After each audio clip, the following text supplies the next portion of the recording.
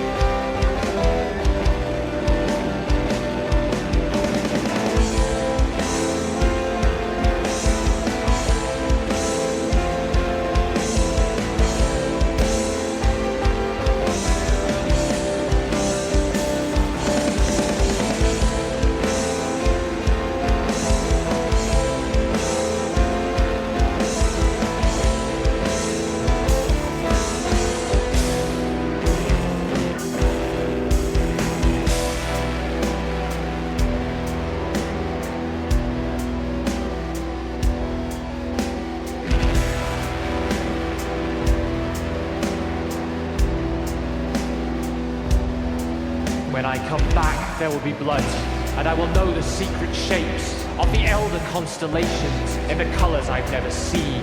In the colors I've never seen will be the elder constellations that will reveal the secret shapes, and when I come back, there will be blood. In this triangle of stars, a compass transcends the four directions.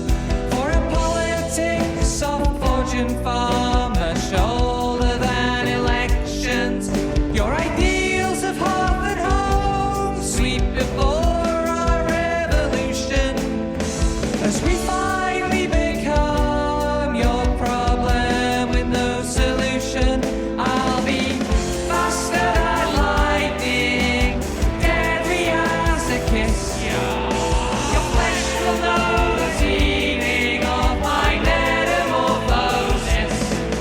I will wither over water with my flag a silver bird. Someday I'll be big enough to hold the world.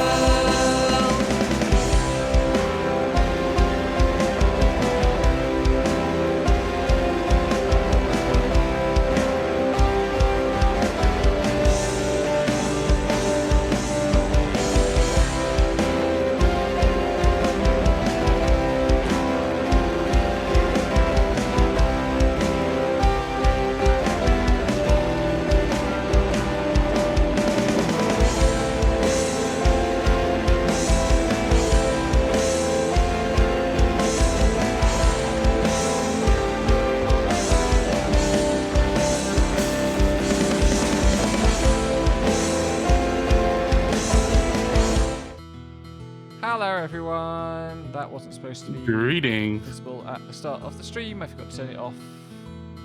There we go. Well, now. I'm organized. I know how to use OBS. How the hell did the captioner render "I'm organized" as "I'm gonna hate"? I don't know. Eat the pen, known hater. I mean, I am. It's true. Yeah. So, Don't say Xenogears. There are off. things I'm a much bigger hater of than Xenogears, let's be real. Like, Suikoden 2 Yeah. exists. Snow Yup. exists. So, yeah, we had a trip last week and a little bit the week before, where we went Mostly the week before. What the fuck is time? Yeah. Like, I can't remember what day. It started 2 weeks. It started 2 weeks ago today, and it ended a week ago today. I mean, for me, it started 2 weeks ago yesterday and ended a week ago tomorrow.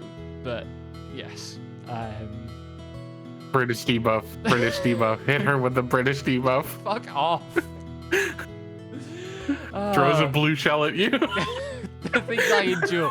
The things I endure to see you in person, and then you hit me with this. Fucking. I love you so much. I'm so sorry I'm like this. You are not even slightly sorry you're like this. Shut up. I am very sorry I'm like this. You just won't accept that. Brat. Yes. Anyway, yeah, so we had a week in Seattle, in gorgeous sunny or sometimes fucking rainy Seattle. We had pretty good weather most of the time we were there. And yeah, Shockingly good we weather, thought we'd do really. that classic VTuber thing of like, tell some stories from the trip. And I have some photos to show, which we didn't take many photos, and a lot of them have us in them, and we're not showing faces, so we can't use those photos. And honestly, like most. And there's Momo. Hi. Hey, Momo. Momo was also there. I was, yes. Yes. But yeah, so like most of the photos have our faces, and I feel like most of the photos are such that if we like blurred our faces or anything, there wouldn't be much else in them to be worth looking at. So we haven't included any of those photos. Yeah. There is a hand reveal coming up. Wow. Although not a new hand reveal because I posted it on Twitter last week. Yeah.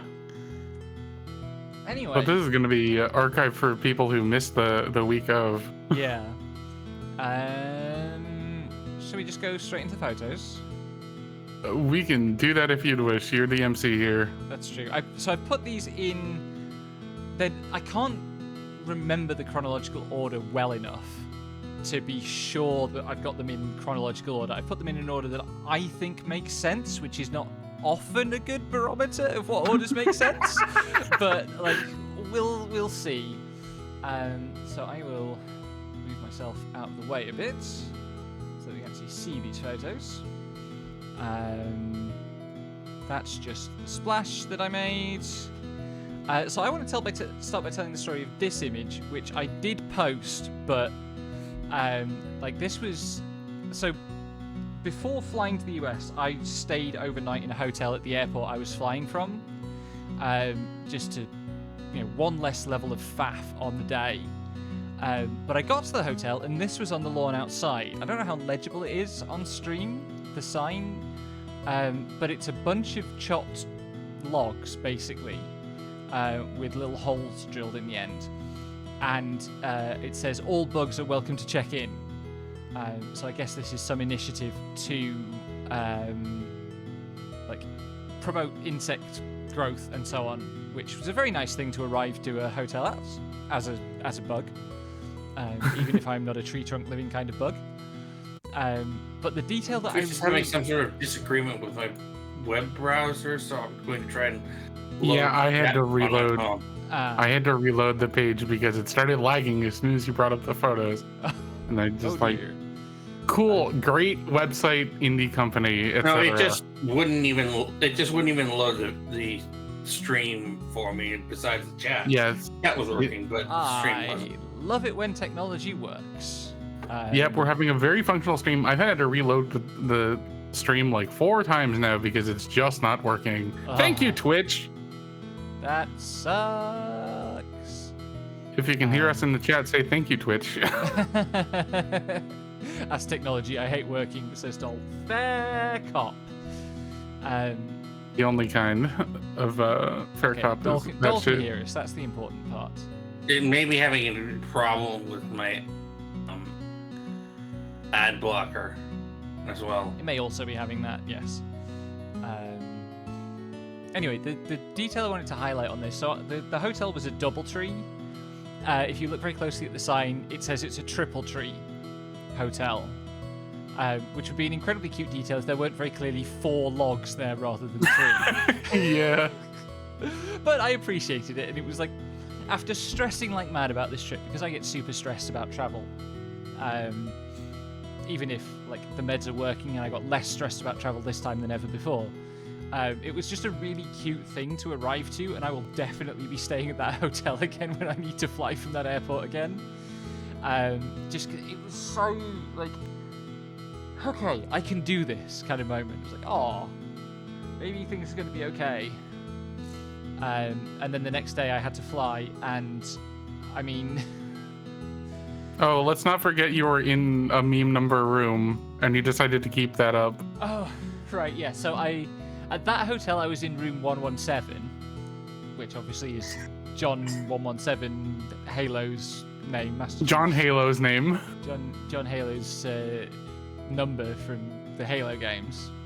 And while I was at that hotel, I did the like online check-in for the hotel that we were all staying in. And the way the online check-in works is it like says, hey, do you want to pick a room, or do you want us to assign you a room? And I had no view about what kind of room would be good, so I said assign us a room, and it picked room 413. As the first suggestion, I swear to God, I didn't mess with it in any way. It was the first suggestion, and I just went, oh, that's hilarious, and hit the button. And then it came back to bite her because I got her with a trolley problem joke about it. I mean, it's Homestuck. Every troll is a problem. Yes. Maybe I'm one of those. A little bit, darling, yes. Just a smidgen.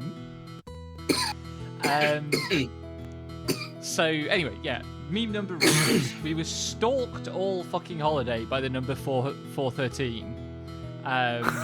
Which... I don't know what to make of that. It kept cropping up. It's the Homestuck number. Why? But yeah, so that was Monday. Tuesday was flying day. I was doing Manchester to London and then London to Seattle direct. Manchester to London went fine, no problems with check-in or anything. Got to the gate at Heathrow to board the plane to Seattle, and there was a delay starting boarding because they were, quite justifiably taking the time to make sure that I think a larger than usual number of disabled passengers had the time to get kind of boarded and settled properly and so on. And then we all got on the plane, and the plane sat there for an hour on the tarmac while they tried to get the baggage lift to work. I doubt you could fly Manchester to Manchester direct, but I'm sure you could do Manchester to Heathrow to where would you go? Like New York, maybe, and from there to Manchester. Which isn't working on my phone either. Yeah, Twitch is just being great today. I told you the stream has been freezing for me.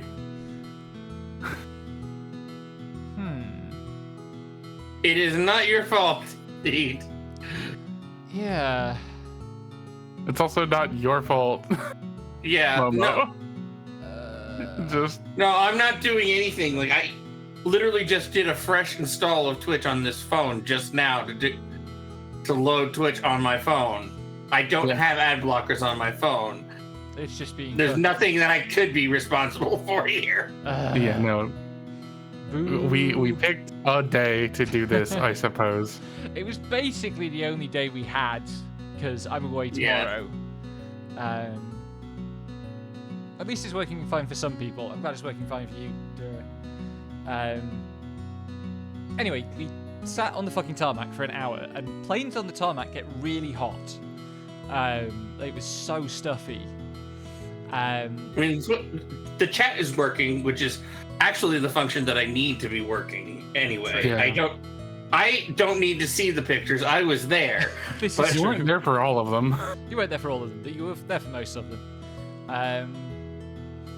Anyway, then the plane takes off, and the in-flight Wi-Fi is dead, and the headphone jack for my in-flight entertainment system was dead as well. So all I had to spend time with was reading the book that I brought. Always bring a physical book. Which was Oppenheimer, the book that the film is based on, which is actually called American Prometheus. But if you look at the cover of the movie edition, it says Oppenheimer in very large letters, and it barely says American Prometheus at all. Also, the first pull quote is from Christopher Nolan, rather than anybody who knows anything about physics or the history of 20th century nuclear policy. But what can you do? Classic. So I read about a third of that book, and it's a pretty chunky book on the flight. But it did also make me kind of travel sick to be on a plane and reading the whole time. Oh yeah, your brain that does do something to the equilibrium. Yeah, and I've realised, it became very clear on the way back that I think the flights get to my inner ear quite badly. I got back to the UK and I was definitely a little bit unsteady for balance for a couple of days. So probably that wasn't helping either. And it's a very long flight. It's 10 hours plus to get wheels down in Seattle. Whereupon I disembarked and I had the dream passage through baggage claim and security. My bag was the third one off the carousel, and then there was no queue at security, and they more or less waved me through, which was nice because that was the thing I was really nervous about, was going through security, and American airport security is famously pretty hostile, and it was fine. And I was able to message Lexi and say, hey, I'm here, and she said back that Momo was literally landing at about that moment. Yeah. So I thought, well, I'll figure out somewhere to wait to meet Momo, and then we can go down to the hotel together. Not really taking out of the fact that I was dying to walk to the hotel because I'd been cramped on a plane for 10 hours and I like walking, and poor Momo was going to arrive exhausted. And so I dragged you down the walk, really. Which Fine. Sorry about that. It was fine. I told you it was fine. Yeah, I was quite glad of having you there, so that somebody knew how to spot where the buttons are for American road crossings, pedestrian crossings. Yes. Because, I mean, To be fair, Seattle, SeaTac, the SeaTac part of Seattle at least, has the most confusingly laid out buttons for crosswalks I've ever seen, where they don't even line up on either side of the crosswalk. Yeah. Also, I don't know if this is typical or not. They're set way back from the road. That is a requirement. Is it? Oh, interesting. In the UK, the thing is always at curbside of the sidewalk. It is in fact a. Why am I blanking on the word for Regulation? No, for a person who walks across. Pedestrian. Pedestrian? For pedestrian safety reasons. American drivers have such a bad habit of turning too close on the curb Yeah.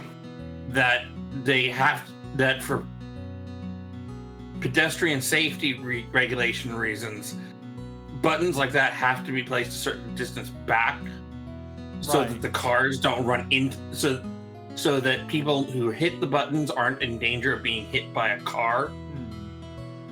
And the cars aren't in danger of hitting the fucking poles. Well, if the Yeah. cars hit the poles, then they don't hit the pedestrians. Yeah, but there's still property damage, which, America. Yeah.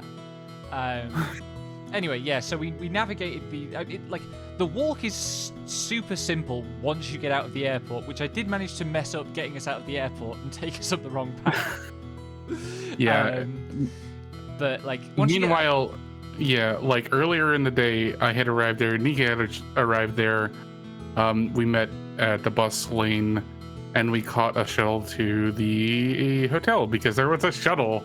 And I was just That we like, could have taken too, yeah. there's a shuttle. To be fair, the walk from the airport to the hotel is a lot easier than the reverse because of the inclines, but Yeah. Yes, it's downhill from the Also, we airport took to the the walk hotel. and we arrived at the exact same time as the shuttle. So Yes. But I was really glad of just 15 minutes of leg stretch and, I mean, not fresh air because we were walking alongside an American road, but it was fresher than it had been on the plane. but yes, Eats navigational skills made me filled me with a renewed appreciation for the fact that Britain is the birthplace of interactive fiction. this does not scan at all to me. We went 5 different directions before we actually went the direction we were supposed to go. That tracks. This is exaggerating a little bit. Little, yes. But anyway, fuck you too. I love mean, you, dear. I had to be the navigator for the rest of the week, so I get it.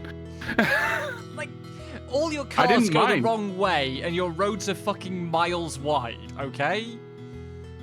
Come to my city and then call me a bad navigator.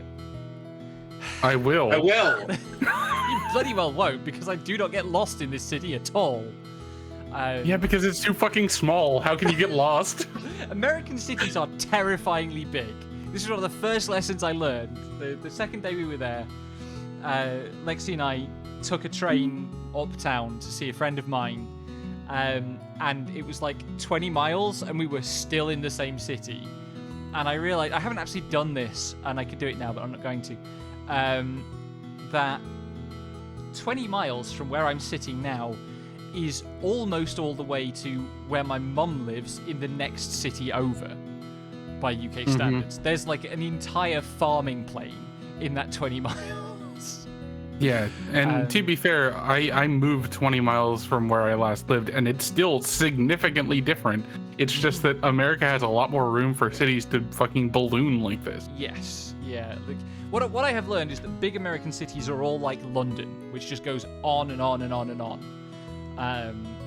Whereas British cities, apart from London, which is a fucking stain, are pretty compact and walkable. Also, like,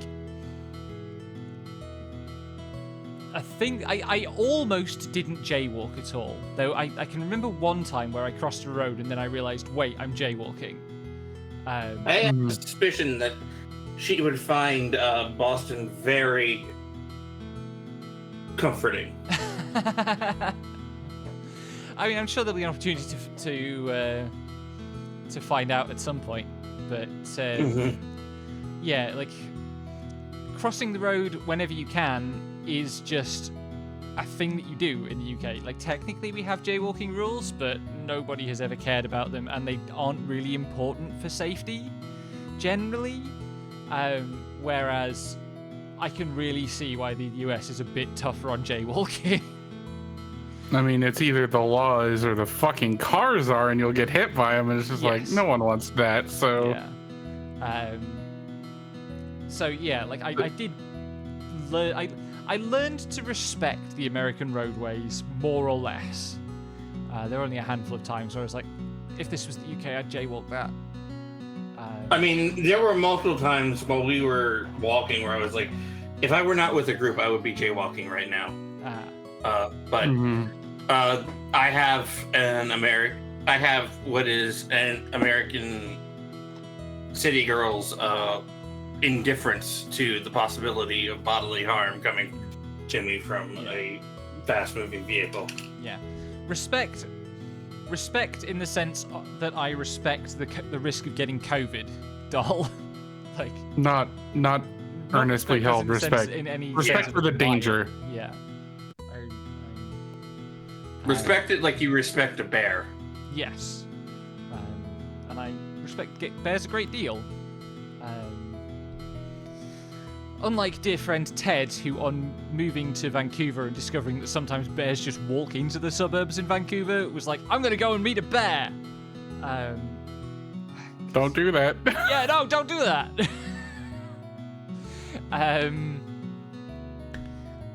Yeah, so eventually we got to the hotel where we met Nika and Lexi, who'd been waiting there for hours at that point because 3 or 4 hours, yeah. like the hotel booking was in my name because I'm the one who could afford to pay for it, and they wouldn't let those two check in without providing a credit card that covered the entire cost of the booking, I think. Is Yes. that what they said? Like, yeah. The thing was, they were like, okay, if you want to sign in early and you're not the person who is on record as being willing to pay for the entirety of the room, you need to have another card that you're willing to take the entirety of the cost of the room onto. And we were like, that's not happening. So we're Yeah, just gonna sit in the lobby. Yeah, it's fair enough. We got to the place. We got wheels down. I revealed the room number, and up we went. And God, we were so knackered.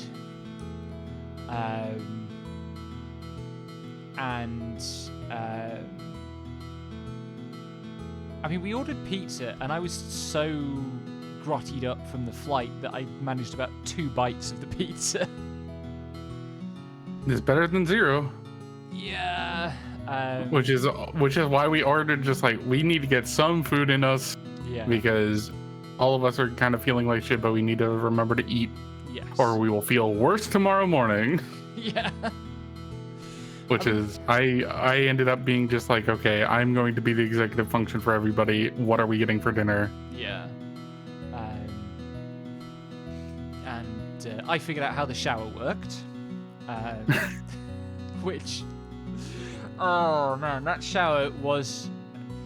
I'm very glad that I figured it out, and I'm very glad that at no point did I actually get pranked by it.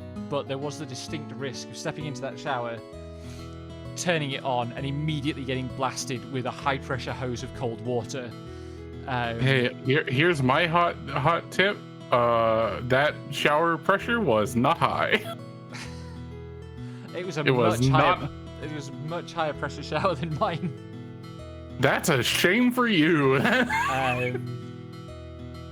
I need it another 50%, honestly. Jesus.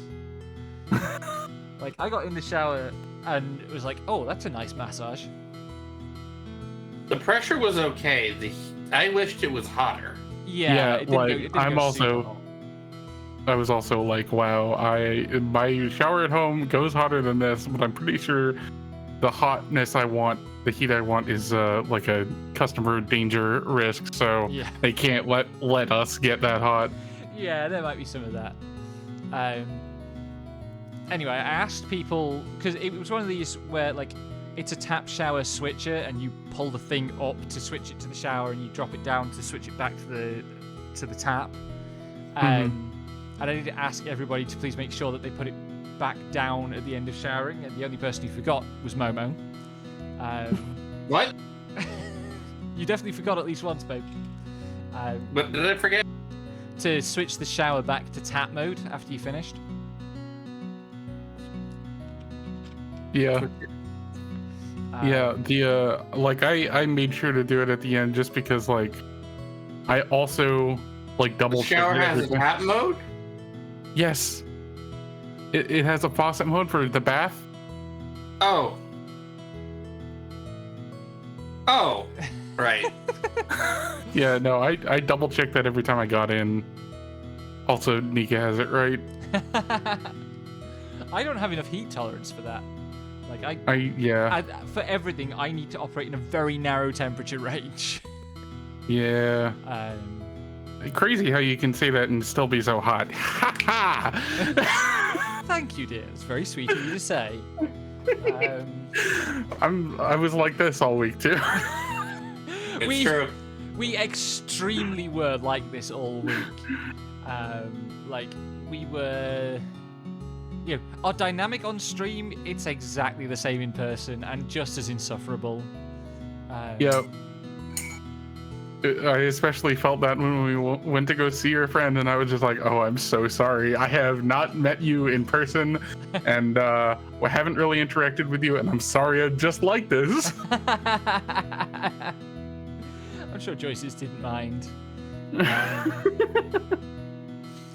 Yeah, so that was the first day we were there, and the second day we were there, we just sort of flopped basically.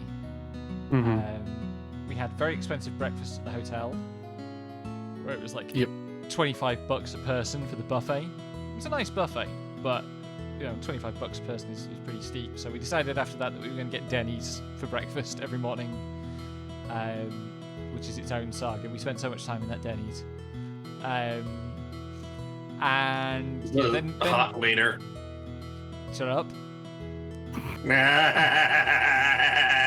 I just think he had incredible style. Okay. Yeah, that you commented on every time. It was cute. It was a great look. Yeah. It was a good look. I'm just. It was a good look, but I would have stopped thinking about it, and you didn't clearly. I would have gone, oh, hey, nice. I would have thought to myself, oh, hey, nice hair. And that would have been the end of that thought, if not for the fact that you brought it up every single time you saw him. And he was working every day we were in there. Sorry, I'm a late. And he eventually became guy. just kind of our go-to waiter through no actual effort on our part. Mm-hmm. Yeah. Just we kept coming in and being like, oh, hey. Back again. Yeah. And that would just key him off to take us. Yep. I'm a latent fashion gay. Occasionally I just get fixated on a look. But yeah, so that day we didn't do very much. We just sort of flopped in the hotel room mostly. And prepped for the con. Prepped for the con. We did some prep for the con, which was mostly Lexi demanding to know which panels I wanted to go to and inputting them into the app so that she could be my brain, my organization brain for the week, which I dearly appreciate because I would have ended up all over the place otherwise. Even if my actual choices for which panels to go to were kind of bad. More on that in a moment. Yeah. Then we went to the steakhouse for dinner. All managed to pick a few dud panels, but I picked more dud panels than anyone else, I think. To be fair, you also picked the subjects that had the highest likelihood of being dud panels. Yes, yeah. I was optimistic about what the panels would be because it was my first time at a con. Yes, yeah. Oh yeah. I'm not gonna blame you. I'm not gonna blame you for having high hopes in your naivete. I'm just. It is definitely it is definitely in retrospect a moment of oh right, it's never been to an American science fiction convention before. Or a She hasn't British been one. to any convention. Yeah. I've never been to I was gonna say, I think that selections were optimistic. The con was not being handled great. Apparently, there was a whole issue with the music track that just ceased to exist this year because they were not managing their people correctly. Yeah. And that combined with what seemed just poor prep for their panelists. Yeah, a lot of the panels that I chose were on the science track, and the guy who organized the science track said at the start of the first panel on that track, yeah, so I got put in charge of this track and I didn't really have any choice in the matter and I didn't know what I was doing, so I've thrown stuff together, and it really felt thrown together.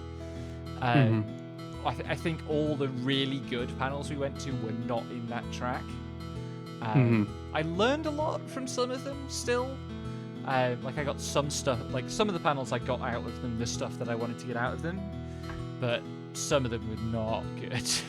Yeah, there was a running theme on even the panels that I enjoyed, even like several panels that I enjoyed, of at least one panelist edging very close to just saying outright, and I'm here because they needed another warm body to fill this panel, to make this panel, to fill this panel so that it could happen. Yeah, no, we had a couple of people who just said that outright. Yeah. And like, I can't blame them. Anyway, we'll talk a bit more about the panels as we get to them. We went to the steakhouse that evening. This was a place like halfway between the hotel and the airport. And we went to the Hawaiian burger place for lunch as well. Yeah, and we got way too many fucking fries because we goofed our order a little bit. Yeah, I goofed the order. So like we were gonna order a burger each and then one thing of fries for the table. And then I was like, then I told the person, like, actually make one of the meals a combo, so like with fries and a drink, instead of the fries, but they didn't get the instead of the fries. So we got fries and the combo meal with fries.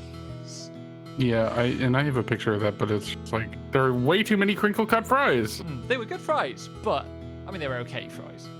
They were okay fries. That's the best crinkle cut fries can be. Here's my hot take for the day. Hello, everyone. I've had much better crinkle cuts. I mean, these were not good crinkle cuts, and I think crinkle cuts cap out way lower than a lot of other forms of potato. We also didn't have any fucking Joes. That's crazy. We didn't have any dicks either. Not counting the ones on our person. Like, so, Joe's. What do you mean by Joe's?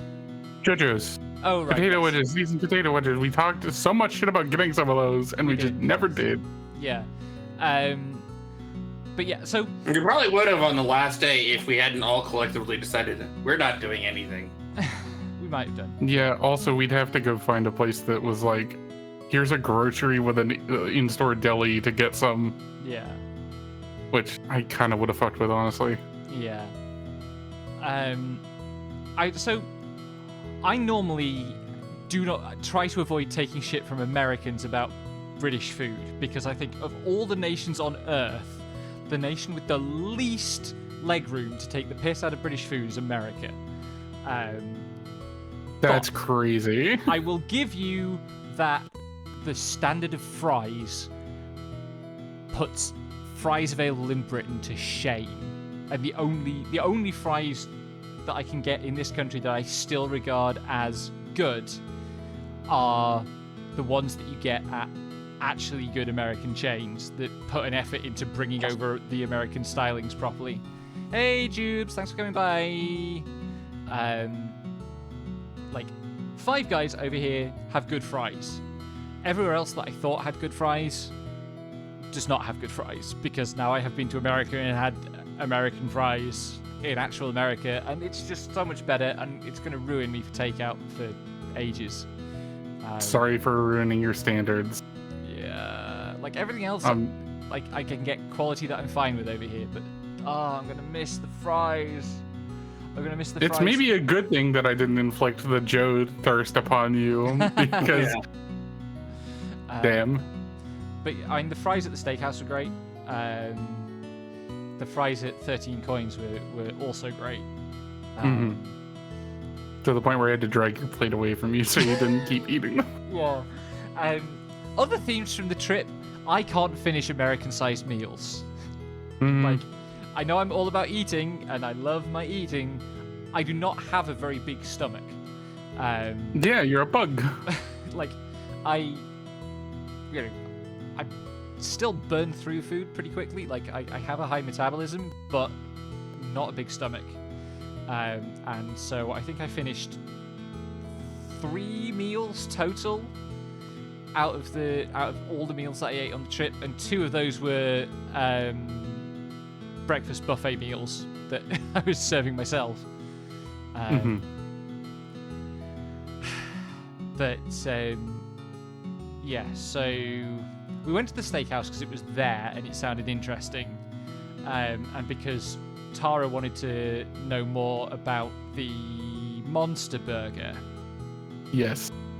Yes. The place advertised the Monster, $40. If you can eat it in 5 minutes, it's free. And so, I want to get an idea of what they considered a monster-sized burger, and what they described to me was a behemoth of Dagwood proportions. So yes, Mm-hmm. like we asked the waitress, okay, what is the monster, and how big is it? And the waitress kind of gestured like, well, it's about this tall, and put her hands a foot apart. it was more than a foot. If it was a foot, I could have eaten it. I won't make the joke I want to right now. I love you, hun.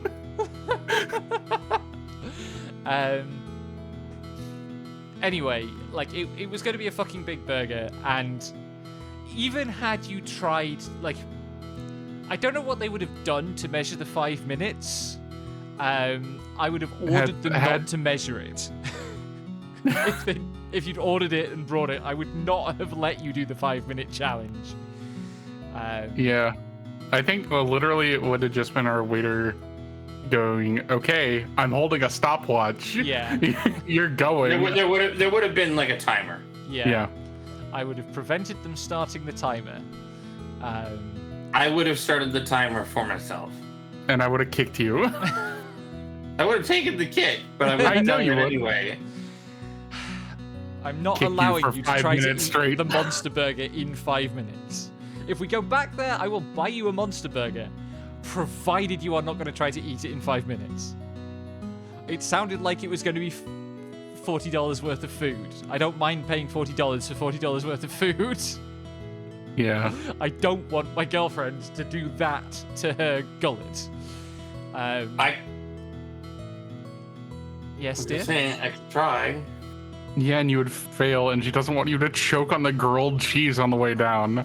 Or, like, throw up in the hotel room when we get back because your stomach is full of unchewed burger. Anyway, yeah, I ordered a lighter option, or what I thought was going to be a lighter option. I got, like, a pulled pork sandwich because it sounded relatively manageable, and then it came with a fucking mountain of fries. Mm-hmm. And they were very good fries, as previously mentioned. But yeah, it's I didn't finish that meal. Mm-hmm. You also didn't. I got the pulled pork. I got the pulled pork fries, and that was an exceedingly good decision. Yeah, I also got a burger with the pulled pork fries, and I was just like, oh, this is too much, and also chef's kiss. I love this. Yeah. Sorry, you were saying, Lexi, something else? Oh, yeah, I was just gonna say you didn't finish the other meal we had there either, because you ate all the stuff on top of the cornbread, but you did not have room for the cornbread in its totality. I ate some of the cornbread, and I got a sense of, like, yes, this tastes nice. And then I was like, the rest of this is just going to fill me up more, and there's a strudel I want to try. Because they had a salted caramel apple strudel, which, like, I am a sucker for salted caramel. Yeah, we walked into Denny's. We walked into Denny's, and they're just like salted caramel banana pancakes, and you're like, "Oh, I'm doomed." She didn't get it until our like second to last trip there, or last trip, I guess. Last trip there, yeah. And yeah, like they were also too much for me to eat, but the bits that I did eat were delicious. Also, that salted caramel apple strudel wasn't really a strudel. Like, there was no pastry lattice in there.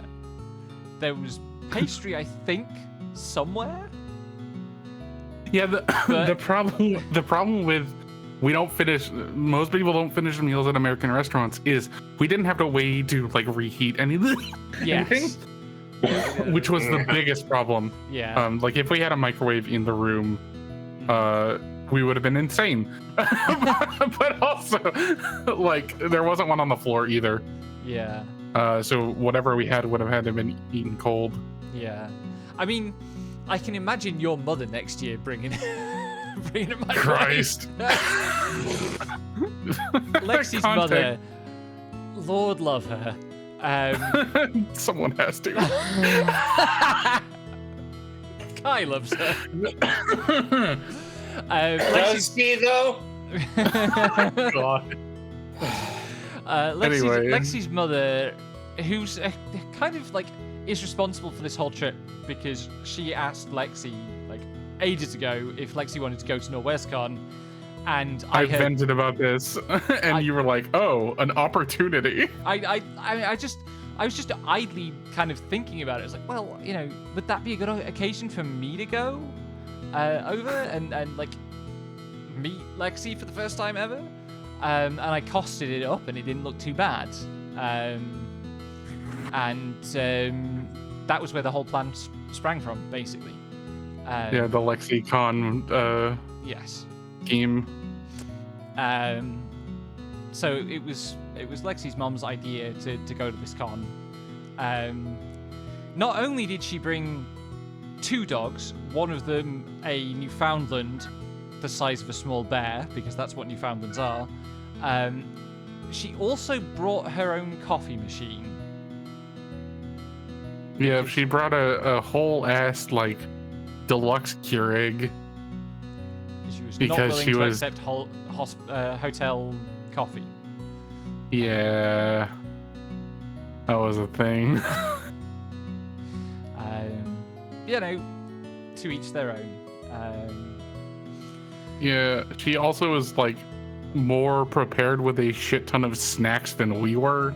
Yes. She was there for 2 days, 2 nights, Yeah. Yeah. and she was like, "Yeah, here's like my smorgasbord of stuff." Yeah. And I was just like, we could have done that. Yes. Well, we will learn for future trips, and we will make sure that we like. Well, we'll make sure we Snack get you up. to buy us a bunch of snacks, because the rest of us are flying in. Yeah. Yeah. Anyway, the day after that, the con started.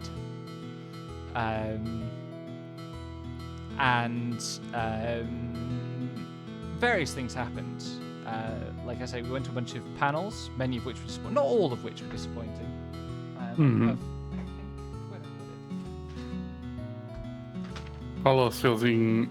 Well, no, you did have your sheet Yeah, of stuff. I've got the notes that I took from the panels here. Yeah. And I tried to at least note down which panels we went to. So we went to nuclear reactors in space because we were all interested in that one.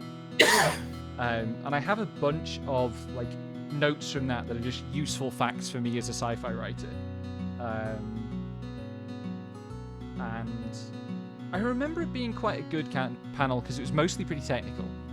Among other things, they had a guy who did a lot of the science panels, a lot of the space science panels, who was like an actual professional satellite pilot. Also, yeah, Dura, like, we 100% we need to raid grocery stores next time we do it. Hi. Yeah, hopefully we can get a hotel location that actually lets us get to some. Yeah. I mean, there was a 7-Eleven by the teriyaki place, but That is not not the grocery store that Nika's thinking of. okay, Like, that is a convenience store. fair enough. Anyway, hi, how do I pronounce that? Inasolo? Welcome to the stream. Thank you for joining us. We are midway through stories from Seattle trip. So we did nuclear reactors in space, which turn out maybe just not be very useful for much. Like a lot of it was about using nuclear reactors for space propulsion, which surprised me, but like I could more or less follow follow the science of it. I was like, oh, that's interesting.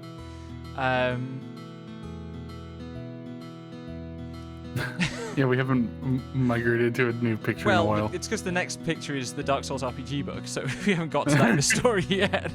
Yeah. Most of the pictures are kind of weighted towards the end of the trip, because we didn't take a lot of pictures, like, of things actually happening, because, like, I don't know, I'm not a picture-taking person, generally. Like, my memory is so visual that I don't rely on taking pictures to remember things.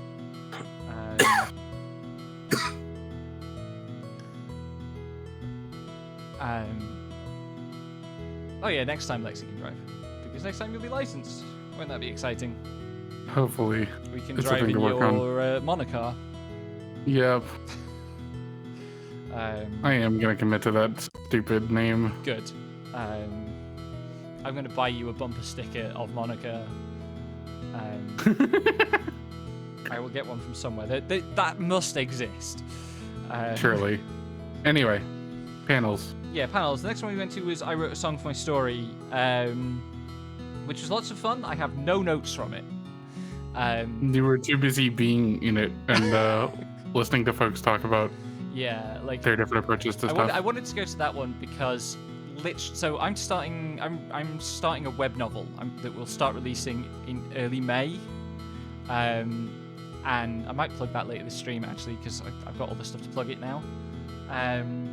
But it features a number of songs. Like there are scenes where characters sing songs, and I have all the lyrics from the songs as part of the scene. And I actually have to rewrite all of those for reasons.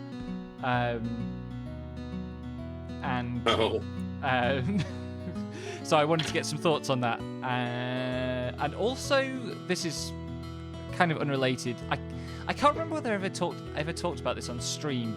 The very first novel-length project I ever finished, which I typically summarize as thinly disguised Lady Gaga fanfiction. Have I talked about this one? No. Not on stream, but I was there for the panel, so I know where this is going.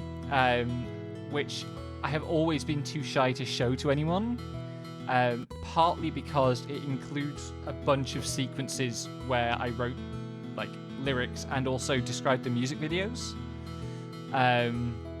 Because I wrote it like at the height of the Lady Gaga music video thing around kind of Alejandro and Judas, those videos. So like quite a big chunk of the novel is just like, here's what happens in the music video. And yeah, I've never shown that to anyone because I'm nervous about what people will make of the music sequences. So I wanted to get some input on that, and it was a fun panel. I don't know that I learned very much. Then we went to the panel from which I have the most notes of anything, which is the panel called Webb versus Hubble, which is about space telescopes, which I wanted to go to because one of the stories I'm working on at the moment is a story about a space telescope. And I don't have any fun stories from that one either, but I got lots of useful information. Mm-hmm. And then we went to What is the Future Made Of? Which the main thing I learned or was reminded of from that is that when we're talking about structural glass, which is apparently a coming trend, like things that are just built out of glass, most of the really strong glass is actually sapphire, like synthetic sapphire, because sapphire is really strong. It's almost as strong as diamond, and it's much easier to synthesize in large quantities. And that there are some places, particularly in, of all things, Apple stores, that are like built of glass and only glass. Like there's a staircase that's built entirely of glass. We got into Sorry? That's a safety hazard waiting to happen. No, that's the thing. Like, this is not just like this is glass that is structurally just as sound as stronger building materials. That's the whole thing. Yeah. Like it's made of sapphire. Or I guess technically, like, because sapphire and ruby are the same, basically the same thing, and this would be like a colorless version of the same thing, I think, from what they were talking about. Apparently they have a problem with structural glass where the glue that is used in it has a slight green tint, and they need to a whole amount of effort was eliminating the green tint because people really don't like green tinted glass. They want clear glass for their glass stuff, which seems to me like a tripping hazard. Corundum, thank you, doll. Yeah, they're different allotopes, maybe, of corundum. That sounds as right as anything I heard at the panel. It's not isotopes because that's for elements. Yeah, it might but be allotopes. yeah. I also have an emphatic note here that says, "Don't say transparent aluminium." Like, there was a long discussion about how many science fiction writers have gone, "Yeah, transparent aluminium. That's what we'll make our starship windows out of." And it's like, it's not aluminium. If it's transparent, it's not. It's aluminium. aluminum. Shut the fuck up.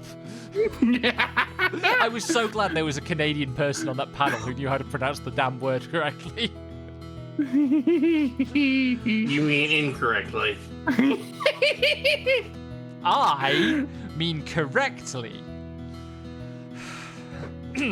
But I have long since given up Aluminum, yes. any hope of winning that argument in any meaningful way.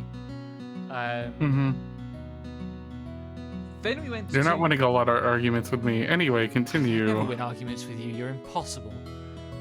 Yes. This is what it is like to be married, probably. Oh no, you're gonna become one of those stand-up comedians. What's the deal with my wife?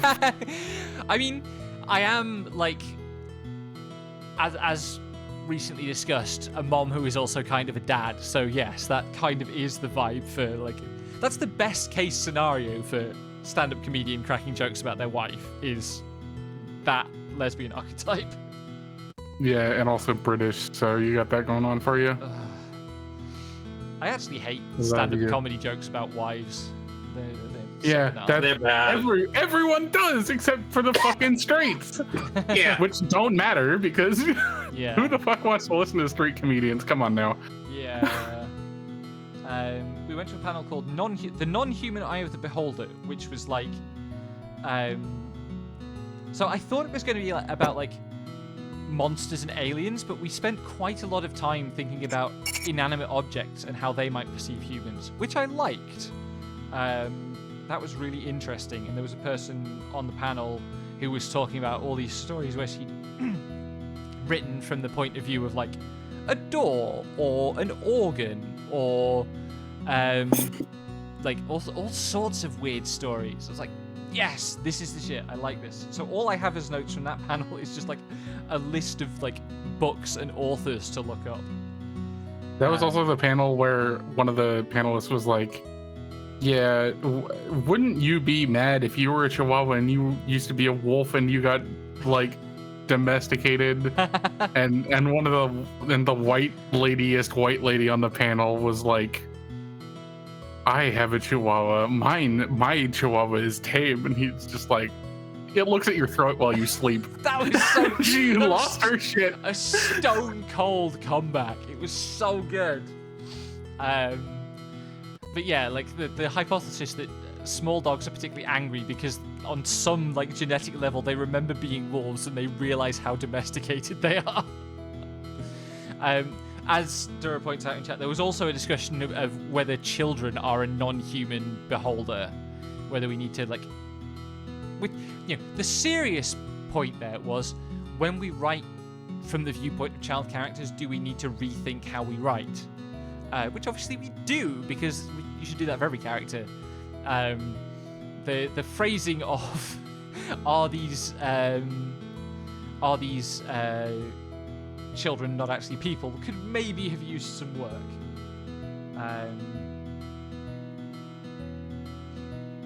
We went to the Faster Than Light Drives and Science Fiction World Building panel, which this I think was the point at which we started to hit the run of panels that suffered from poor organization. Although I did get a lot out of this particular panel. In particular, so there was a discussion about how like early science fiction took as its basic idea of what space travel would be the Age of Sail, and like the heroic adventure novels of the Age of Sail from like the early 20th century, which obviously translate to a particular way of thinking about like spaceships flying around the galaxy and so on. We get a lot of like space pirates and stuff. And I realized that I think that kind of founding metaphor has shifted with the advent of the internet slowly. And now we get a lot more stories about like warp gates and permanent connections between places. The example I would cite here is Dan Simmons' Hyperion, which was a hugely influential novel for me, and is about this like network of gateways that you can just kind of step through and be on a different planet, which is more like a kind of it's the galaxy imagined like the internet and as traversable like the internet. And I don't know what I'm going to do with that idea, but it's an interesting idea, and I'm rotating it in my mind at the moment. I also got, I think that was the idea, the panel we got the richest variety of story ideas out of. I've got a couple of notes here, because one of the problems with that kind of warp gate network idea is how do you get the destination warp gate to the destination when you can't warp gate it there? Yeah. And as the panel observed, most people get around that problem by saying, "Oh, a precursor race put them there." Yes. And that precursor race is now gone, and nobody has any idea how they did it, but they did it. Yeah. Yeah. So now we have these warp gates. Now we have these warp gates that we can use, or are trying to figure out how to use anyway. The solution that they eventually landed on was that like any civilization or group of technologically advanced people with the ability to make said warp gates would first have to be technologically advanced enough to get to places to put the warp gates. Yeah.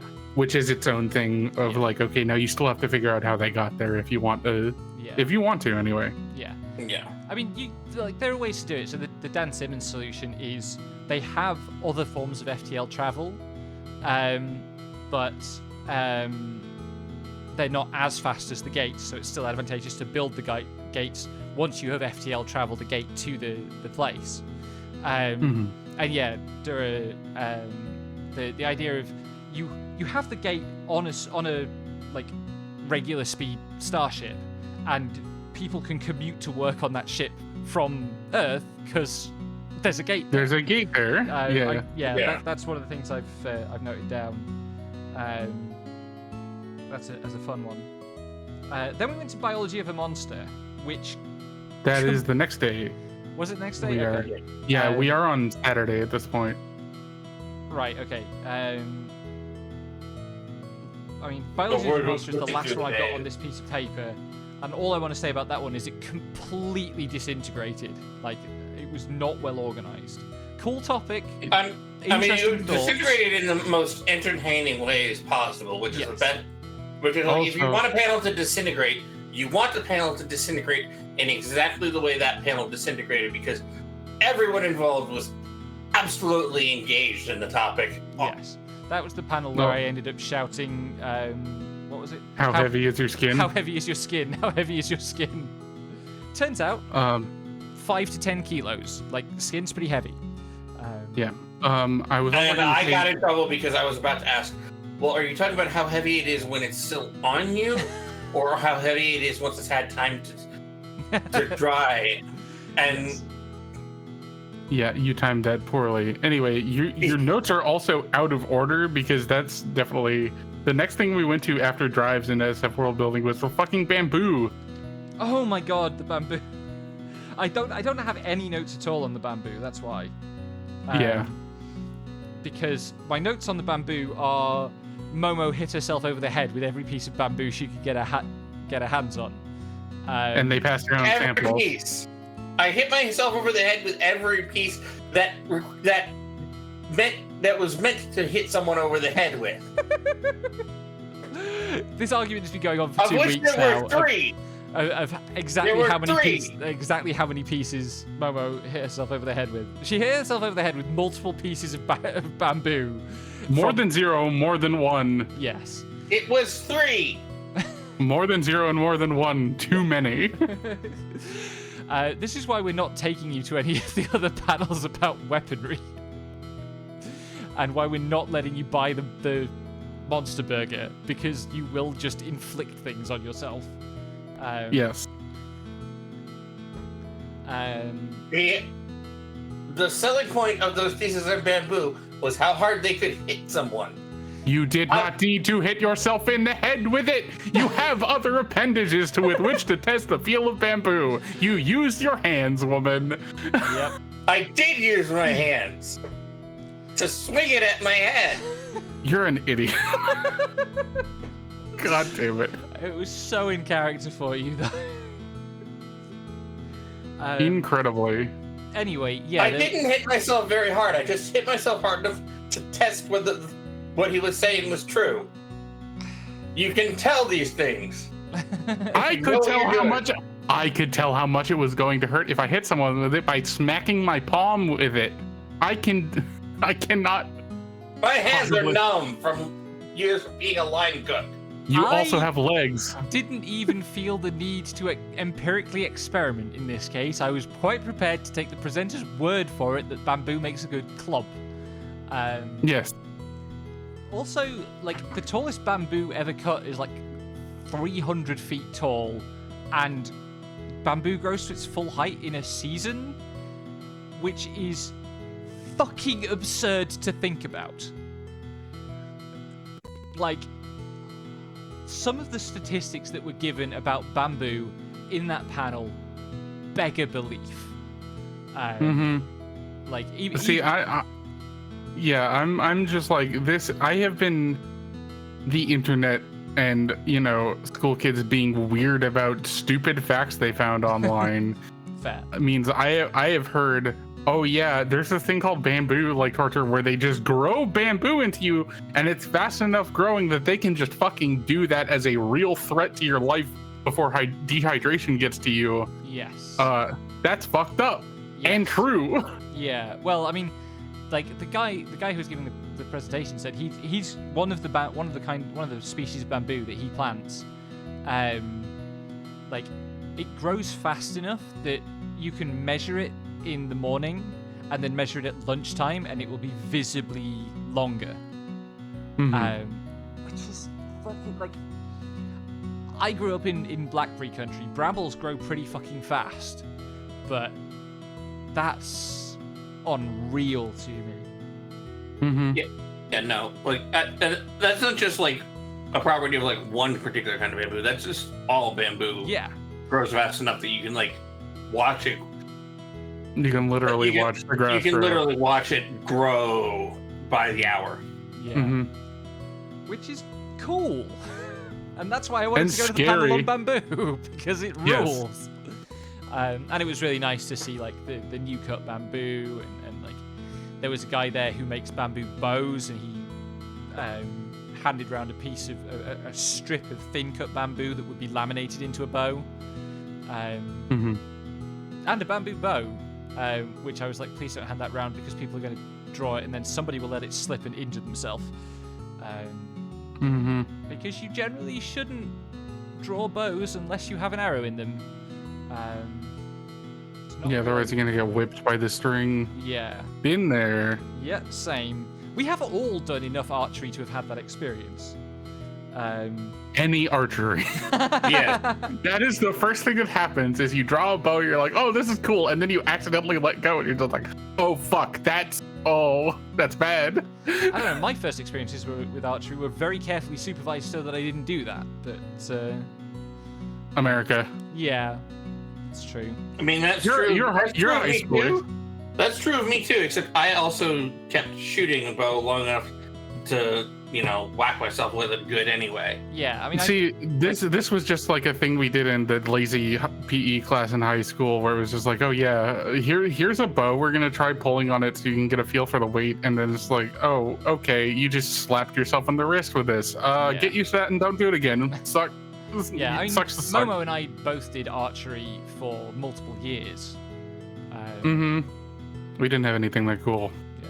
We did it for like 2 months. I mean, I would not say that the archery I did was cool, because it was mostly just standing in a field in the rain. And that's why I gave it up. Cooler than all my shit. Anyway. My sister did archery to county level. Oh god, the fucking... Yeah, that... So when I took up archery, I guess I was 10, 9 or 10, and I told my primary school teacher about it, and he told me a story of doing exactly that, of like shooting arrows straight up in the air and like trying to make sure that they didn't land on you.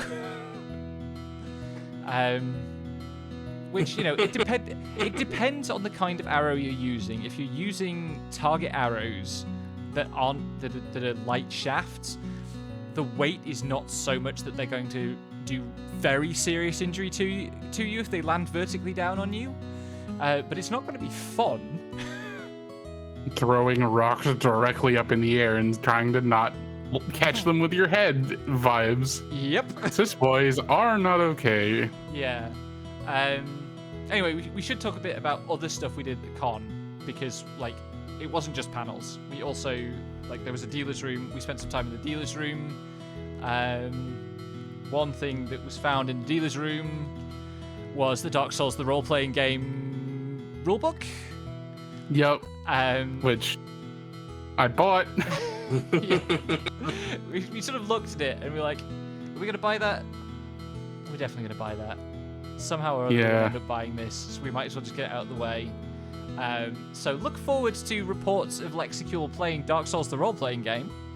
By the time they found that particular shop in the dealer's room, I'd already passed it twice and picked up 2 books.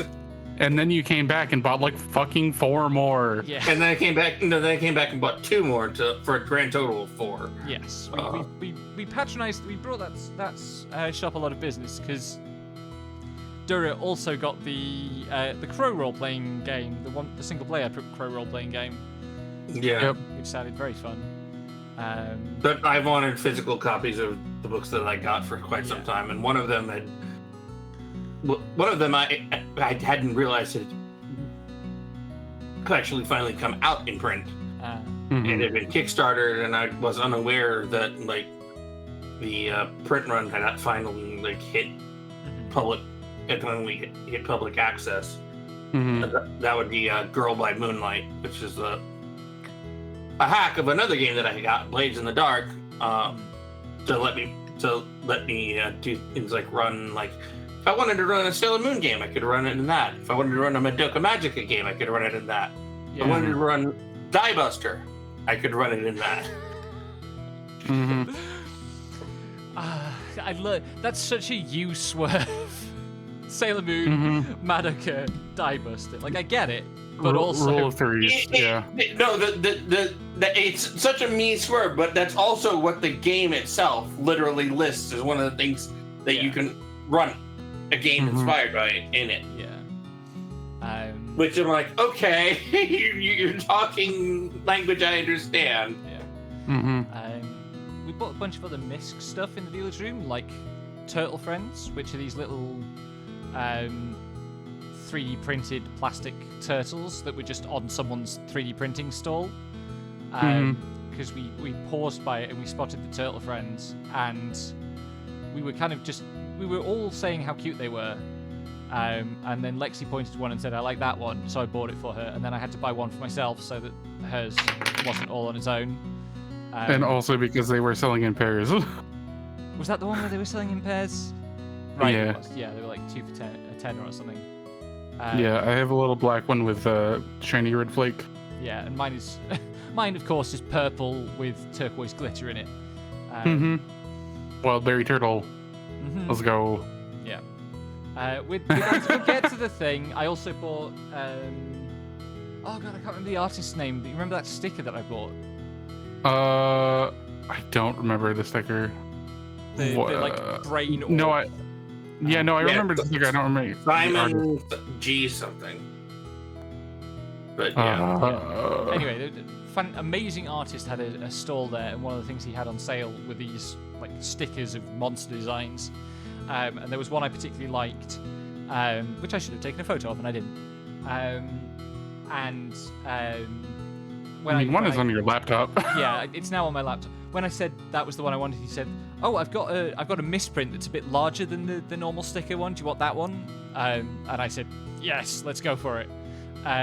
And so that's on my laptop, and it's hideous, and I really don't know what's going to happen next time I bring out my laptop in front of a class that I'm teaching, and they see that sticker on it.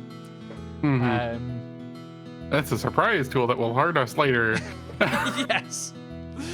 One of several surprises for stuff on the back of my laptop.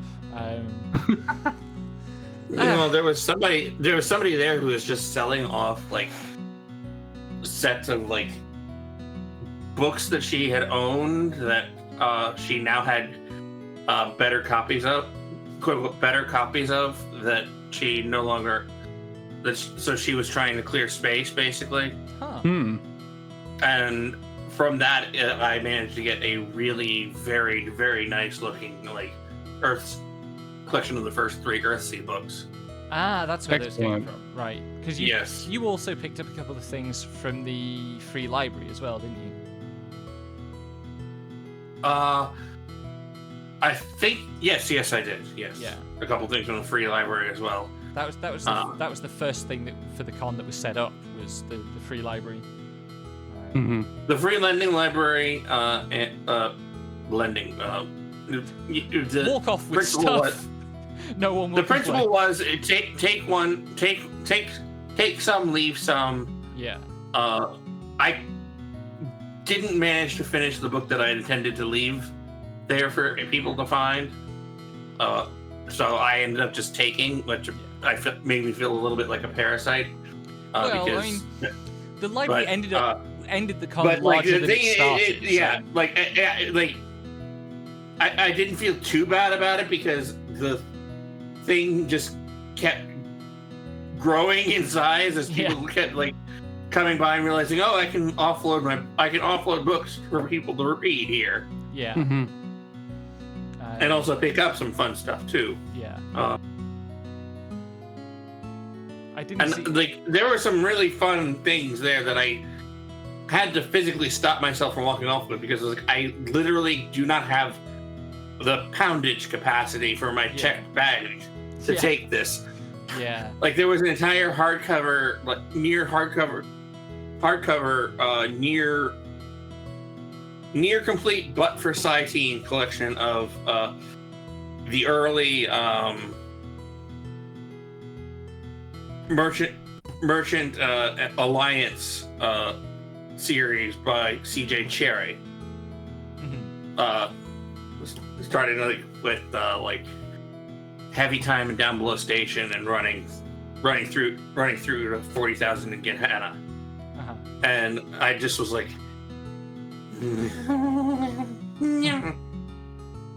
yeah. I mean, I kept meaning to go back to it later in the con and just see what had appeared, and I didn't really get the time. Yeah, we were kind of busy. We were. Turns out. We kept busy. Yeah. There was also. I forget when it was. Yeah. I had some dud panels, but I had some fun panels, and yeah. In there. There was also an art show. It wasn't really an artist's alley. It was like a temporary art gallery, which we took a look at, and there was some stunning work on it. Most of it, which was very expensive, but I did manage to get a nice print of a dragonfly. It was like the only illustration of a dragonfly that I saw in the entire thing. And also, it's a dragonfly at night, which is not really a thing, but I'll take it because it's pretty. And I haven't put it up yet. It's just sort of stood on my makeup stand for now, but I will put it up somewhere eventually. Charles Vest was also in that art gallery. Charles Vest was one of the guests of honor at the Yeah. convention this year. So he had a section of the art gallery that was selling his prints. And naturally, his prints were going to go costly the entire Yep. gallery. But they were worth it. But it was like, that's somebody who like knows what their work is worth and can actually get what their work is worth. Yeah. Mhm. This is by someone called Betsy Mott, by the way. I've made sure to make a note of the name. Yes. Um, Good. so we did the dealer room, we did the art show. What else did we get up to? We had that trip uptown, like I mentioned. Lexi and I went. I can't remember if that was the trip where I took the photo of Mount Rainier. No. No, that was the Wasn't? second Okay. trip. Um, That was a second trip that we went on. I remember because I saw you take the picture of Mount Gotcha, Rainier. yeah. So Yeah. like this picture is from the train station at the airport for the light rail service. And we got up there, and I was looking over in that direction. I was like, wait, that's not clouds over there. That's a mountain. yeah, Because I've never seen a mountain as big as Mount Rainier before in my life. We don't have any of those in the UK. It's about 14,500 feet. This photo, I went back on Google Maps and measured it. This photo is taken from about 48 miles away from the mountain.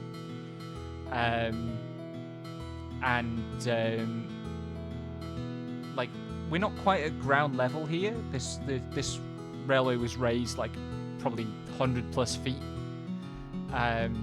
above. like I played it in the moment, but it was pretty magical seeing like your entire like sense of geographical scale just like completely change. Yeah, like from the it being like, because it's one thing to like intellectually understand that, and Yeah. another thing to see it, and like it genuinely looked to me, and I like looking at this photo up close, more close than it probably appears on stream. I was able to figure out what it was, but it genuinely looked to me like the peak of the mountain was kind of floating in the sky. And what it is that there's the curvature of the earth and the natural horizon are between us and the mountain. So you can't see from here the foot of the mountain because there's curvature of the earth in the way, which makes the mountain look detached. And I've never experienced anything like it. And this photo does not do justice to the way it hit me at all. But it just blew my mind to look at this thing. It helps that, like, I mean, Rainier is not as big as Mont Blanc, which is the highest mountain in Europe, but it stands alone. It's not part of a range. Like, I do have some photos also of the Cascades, which are a bit further north, and we did get some good views of them from the hotel and from the airport. But they're a range, so they kind of average out more. Rainier is all on its own. I am adamant that mountain is a shape, not a size, and that the 3,000 foot mountains that I have seen and climbed in Scotland are mountains, but the physical presence of them is like words fail me, basically. It was kind of awe-inspiring. I think this was the moment where I was like, you know what, I could live here. I would not mind living in this part of the world, if I can arrange that. Well, we're thinking about that. Yeah. Yeah. I mean, there are other advantages to living in that part of the world, but like, in kind of geographical terms, it's like, oh, this is pretty. Maybe America is not all urban dystopia. Yeah, just mostly. I mean, there was a lot And of urban rural dystopia. dystopia. And also rural dystopia that were, Yeah. slightly outside the range of. Yeah. So yeah, the mountains were like, oh, so that's what they're like. Good stuff.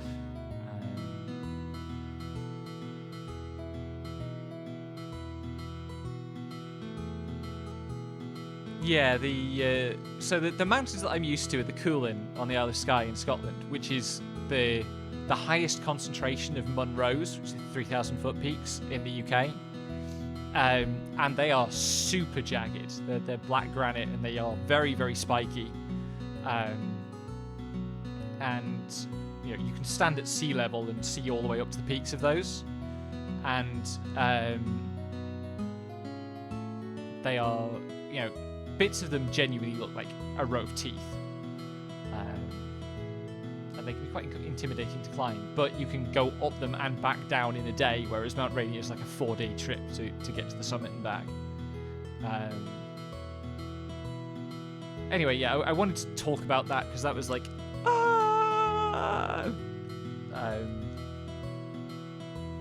but there is another thing that we have to talk about from the dealer's room, which I have a photo for. So,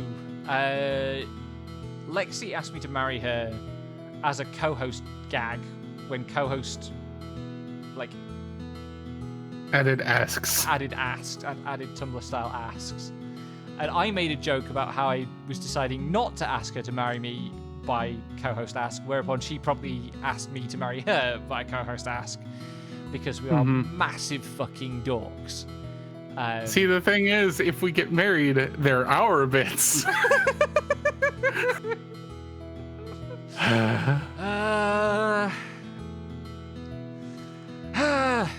Yes. And so, one of the things that we decided we were going to do while I was over there was look into getting some rings.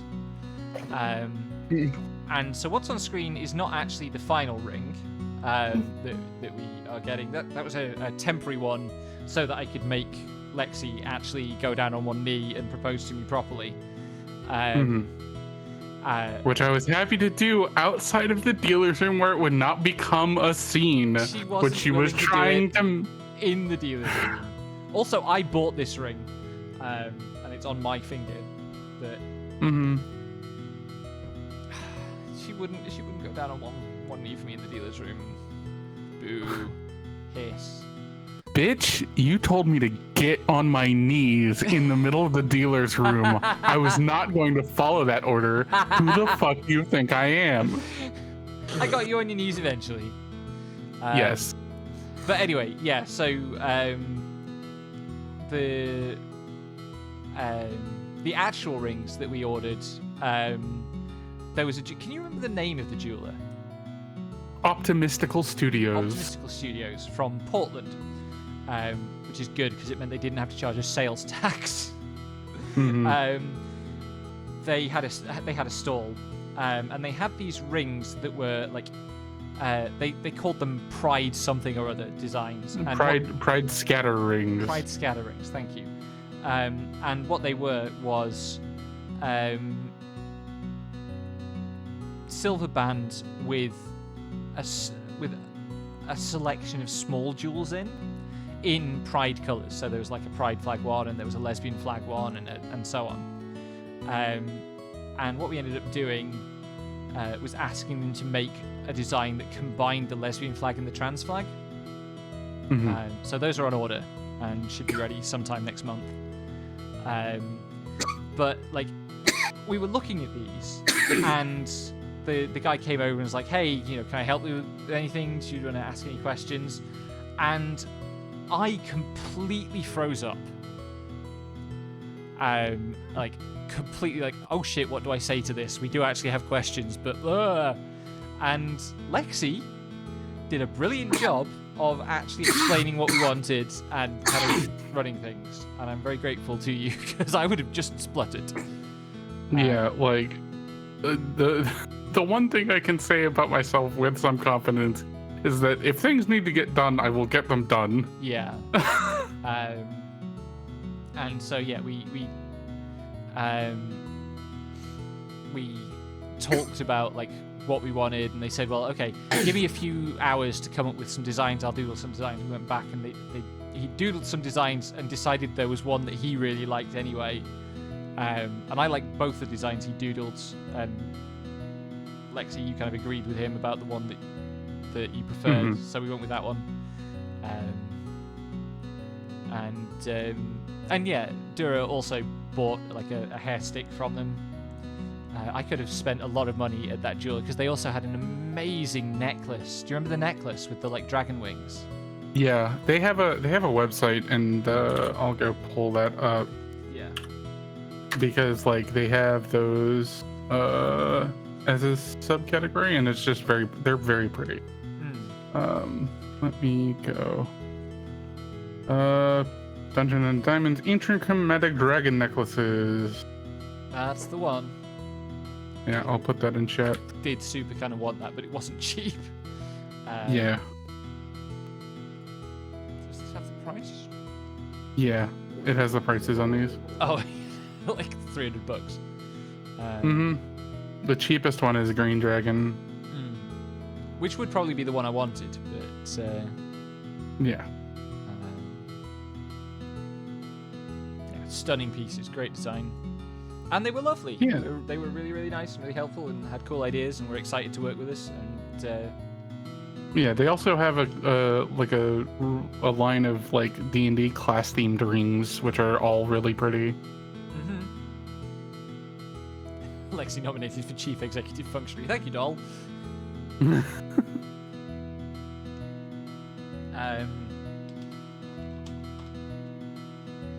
So yeah, that's the really big news from the event, honestly. Yeah. That and I forced my parents and 80% of my harem into a Denny's, and we went and got lunch. Yes, we had lunch with your family, and nothing exploded. Sorry. And nothing exploded. Nothing exploded. It went all right. Yeah. I think that's the more noteworthy achievement than just getting us into a Denny's. Yeah, it's well, yeah. I honestly am very grateful that like you didn't start throwing hands with my mom. I know you wanted to. And also that like I managed to be like, hey, this is my fiance, and they didn't fucking have a heart attack. Yes. Yeah, we also didn't have any knife fights behind the Denny's. Yeah. A credit to something. I'm not sure I can credit your mother for this, but she didn't say anything that actually made me want to throw hands. Yeah, So- that's true. She was on decent behavior for once. Yes. To be fair, most of her bad behavior is because she's at home. Yeah. Yes. I did get the impression that she was quite happy to be out and about, which is understandable, you know. But yeah. Kai was certainly happy to be out and about. Yeah. Yes, let's also talk about how you met my dog 3 times and never processed that it was my dog until I was in How like. did I forget to tell this story? So God. we mentioned that Lexi's mom brought the dog. On arrival, she took the dog to walk around the convention because, as lots of people did, to like introduce the dog to people and give the dog some socialization and show off having the biggest dog at the con. Which, you know, Kai was definitely the biggest dog at the con. Winning out over the Great Dane because they were about the same height, but Kai must have outmassed that thing by a factor of about 3. Yeah. That's a big dog. Anyway, I just don't remember ever hearing Lexi mention her dog's name before. I have mentioned it so many times. Every time he barks, I'm like, Kai, please shut up. yeah. Although long-time viewers of mine and Lexi's streams will remember, before there was Kai, there was Zeus, who was at the opposite end of the size scale, but also a barky boy. Yeah. But yeah, so like Kai was being taken around the con and gathering pets, and Momo, who had... Momo does a thing at cons where she just vanishes off on her own regularly. Yeah, she peels off the group and becomes a cryptid for an indeterminate amount of time. And while being a cryptid, she met Kai 3 times without twigging that this was the exact same very large dog that Lexi's been complaining about for years. And that I had been complaining about my mom bringing to the con for the weeks leading up to this. It was just a perfect moment of like, oh yeah, that dog. Perfect moment. Now we do have a new Barky Boy as well. Yeah. I'm always happy to adopt more large dogs. I don't know. Jeannie has small dog energy. This is possibly also true. But large dogs with small dog energy are also good. Yeah. He is a lap dog. Anyway, moving on. So yeah, there was that. Was there something else I was going to talk about with the car? We can go back to panels now. We can go back to panels. So I feel like Junior is more of a yippee than a Barky. Yeah. Probably true. Yippee! So my only other actual note from the biology of a monster panel, besides how heavy is your skin, is how many rib cages does a centaur have? Which was like... Because that's how it started out, That was like the first 20 minutes of that panel, and it was probably the most coherent part. Where like the panelists were talking about the implications of different rib structures, and they had a couple of artists who were like trying to draw the subject under discussion. So they were trying to draw like centaur skeletons. And then we got into this huge discussion about other things in centaur anatomy that would be consequent on this, like where are the genitalia and how does their how does their food tract work and so on. I remember it being ribald and hard to follow and very, very enjoyable. After that, we moved on to dragons, and somewhere in the room there was definitely a serious discussion happening about different accounts of how dragons would breathe fire. And also there was all sorts of other shit going on at the time, and people drawing some pretty good dragons up on stage. Yeah. There was one of the artists was like a really, really good with the markers, and the other one was like a lot more like this is a sketch. Yeah. But it was fun. I'll give him that. The next one I have notes from, and I don't actually have notes, I just wrote down the title, was the Werewolf Torts and Undead... Was it Undead Insurance? Tax liabilities. Undead Tax Liabilities, right, yeah. Which... That panel ruled. That was so good. So the idea was, it was a panel of people with some form of legal training or legal professional experience answering law questions that people thought up based on like the undead, basically, or monsters. So one of the questions that stumped people was, if you're a werewolf, is that a pet for legal purposes vis-a-vis various laws that affect having a pet in an apartment? And I asked the question. I can't remember what my question was. Right at the end, there was a question about ghosts and squatters' rights, which was really fun to think about, because I think the question was, the original question was like, how long would a ghost have to haunt a place to get squatters' rights? But of course, a ghost might well be the original owner of a place, and so it might have original ownership rights for which you would need to get squatters' rights to displace them. And could you do that while the ghost was still haunting the place? I believe that was where the question like kind of derailed. Yeah. Which is another thing I need an answer to for my web novel, actually. Or if I write more story of the same story, then I need to think about that question, because there's a ghost in it. But that was the best organized panel, and part of that was because it was a repeat of a panel that had been run previously at another con. Yeah. It had been run at a Worldcon a couple of years prior. Yeah. And so they knew what they wanted it to be, and everybody on the panel had some relevant knowledge, and like they'd clearly also talked beforehand about like how it was going to work and how it normally worked, and it was just a good time. It was just. I'm a little sad that my nerves meant that I kind of fumbled some of the intricacies of the question that I eventually got called on. What was I ended up trying to ask.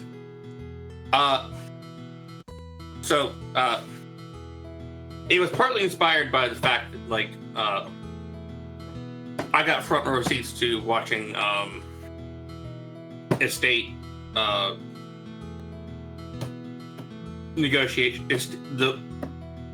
estate negotiations break down between my father's side of the family after his father died.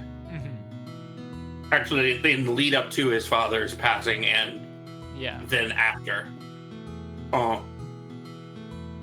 Because one of his siblings pulled some jiggery pokery with some last minute revisions to the will that had gone through with evidently my grandfather's approval, but no one else was aware of them until the will was read. Yeah.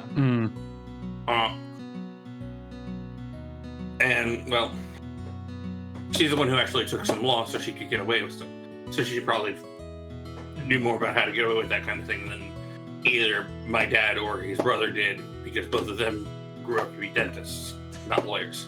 Yeah. As one does. I thought about that, and then I thought about something that I don't usually think about in any seriousness.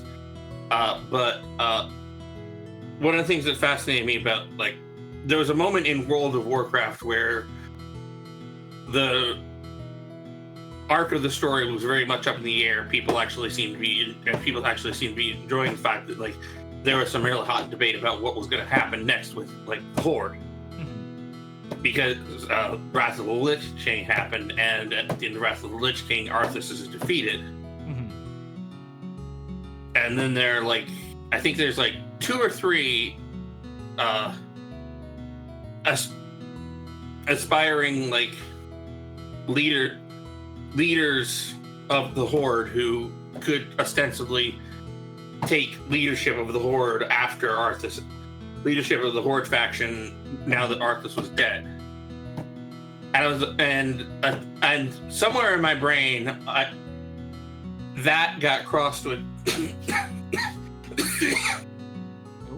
my family's estate situation, and I got to thinking about, like, well, okay, a lich is obviously not going to have a will, much less a living will, because the whole point of being a lich is that you're not going to die again. Yeah. And then there were these 3, like, heirs to a sensible, like, leadership position of the Horde. And my question was, if the Lich King suddenly dies and he has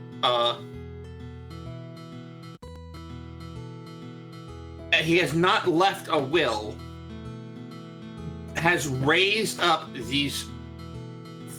has like sired these 3 heirs through eldritch means rather than typical lineal means,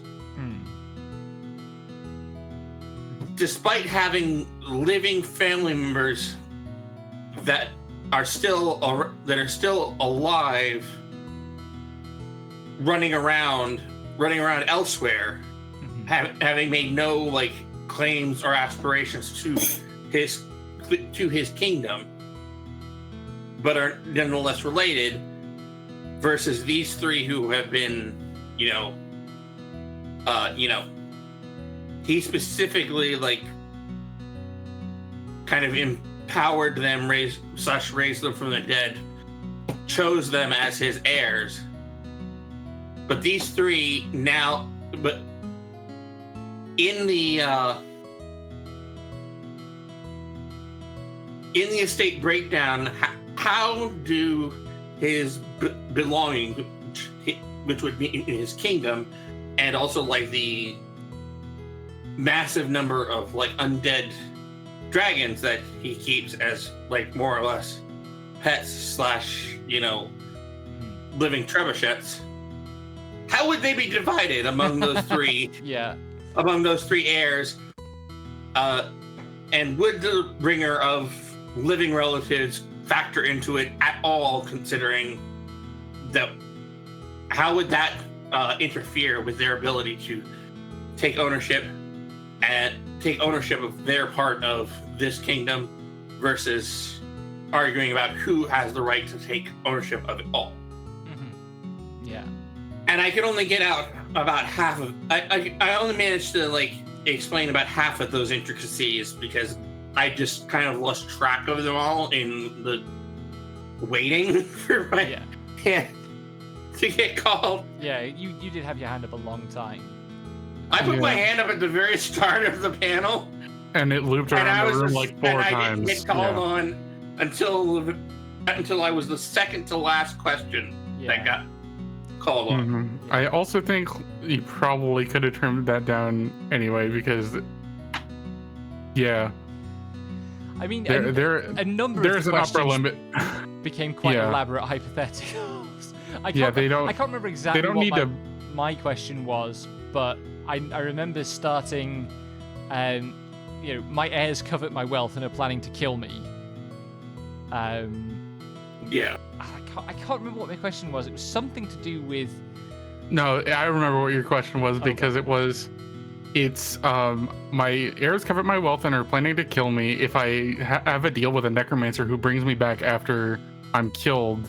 How do I get them to invalidate the death certificate so I can reclaim my fortune? Yes. And then I went Uminecro, and you got very mad at me.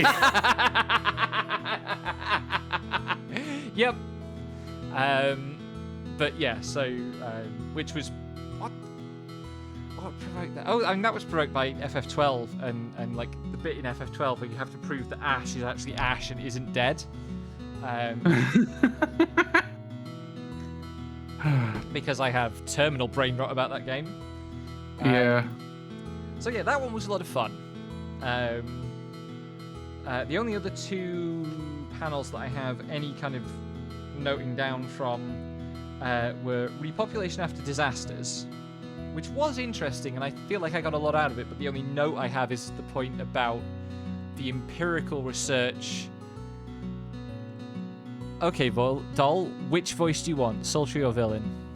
It's basically femme or mask. And I'll do this next story in that voice. I feel like the stream must be quite a long way behind. Yeah, what with all the lagging it's doing. Yeah. Villain. Okay, you want the villain voice, do you? Okay. Well, we went to this panel, and a large part of the discussion was actually psychological. It was concerning how do populations cope in the wake of disaster, with the emotional effects and the trauma and so on. And the psychologist on the panel made the claim that there was empirical research demonstrating the value of singing together as a sort of cultural glue. And I just had to get a reference about that because I'm a big believer in the power of music, of course. And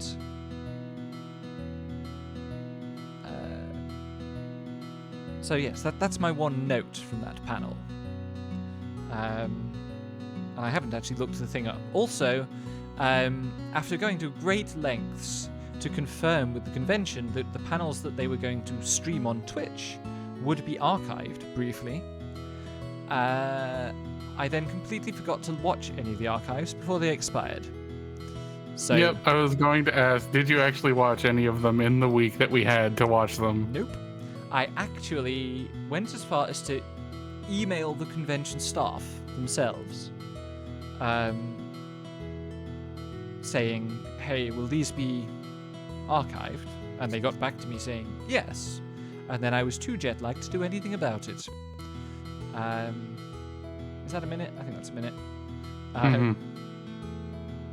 So yeah, there was Repopulation After Disasters, which was interesting, learned a bunch of stuff. And then there was Alternative Economic Systems, which was so bad we walked out. Because a guy who didn't know anything about economics started doing the libertarian rant about small government after talking over the woman and the... now, what was he? Was he Pakistani? Pakistani, yeah. Yeah, there was a Pakistani man who talked a bit about the Pakistani political situation, and this white American dude started talking over him to argue. White explained to him how the Pakistani government was handling things. Yeah, he was insufferable, and it really didn't feel like that panel had any idea what they were talking about. Like, they didn't seem to have any consensus on what the alternative economic systems were supposed to be alternatives to. Yeah. And like I was cooking a question, which I never actually asked them, but I was cooking up a question about asking them all to define capitalism so that we had a consensus about what we were coming up with alternatives to. And eventually I decided it was pointless, and so I left. And bless her. Yeah, I literally Lexi. walked right next door to the eye candy panel. Yeah. Because the eye candy panel was just them showing trailers of movies they thought looked cool. And I was just like, okay, I'm probably going to have some opinions about what movies they pick, but at least it's not going to insult my intelligence as badly as this panel is. Yeah. You left the alternate economic systems panel a lot earlier than we did. We toughed it out for a bit. Because Lexi will suffer a great deal for me, and I appreciate that. I walked in late to that panel, made it about 5 minutes into that panel, and walked right back out. Yeah. Yep. Anyway, Nika in chat mentions the Utopia one, I guess technically wasn't a panel, it was like a roundtable discussion, and it was anybody could come along and participate in the discussion rather than it being a panel.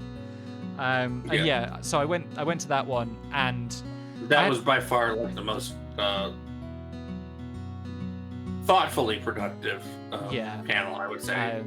After having to sit and listen to a bunch of people that I fundamentally disagreed with pontificate and only being able to feel like I could ask one or two questions, it was really nice to be in a session where I could fully participate. And also because it was basically a seminar, and it was basically a futurism seminar, and that's a professional activity of mine, I more or less ended up leading the discussion. Because I'm trained to do that. And we had a really productive conversation, made a couple of friends. Nika and I ended up ducking out because we were just like, this is rubbing us in the wrong way, at least. So, and part of that was just academia creeping in. Yeah. And part of that was just like, we ducked out and hung out in the room for a bit. Yeah, like there were points in that panel where it's like people had not considered the principles from which they were arguing, quite the ideals of the principles that they were arguing from, quite coherent, quite enough to actually like understand the limitations of their own worldview as they were. It was another panel that would have benefited from like a brief discussion of what the definition of capitalism is. But it was a lot easier to have a discussion with those people because they were actually like trying to like. Everyone in that panel was interested in. Everyone in that room was interested in the question and interested in trying to like unpack where they were relative to that question in a way that might actually like help the rest of the room with their own like unpacking of it. Yeah. Even if sometimes they would say something ridiculous like, by that time we'll probably have fusion, so it's fine, or something like And, that. I mean, Where you just go, which is the point where I was like, I was glad that this was what made this panel that like meet and greet so great / panel still great for me was that was where I was able to actually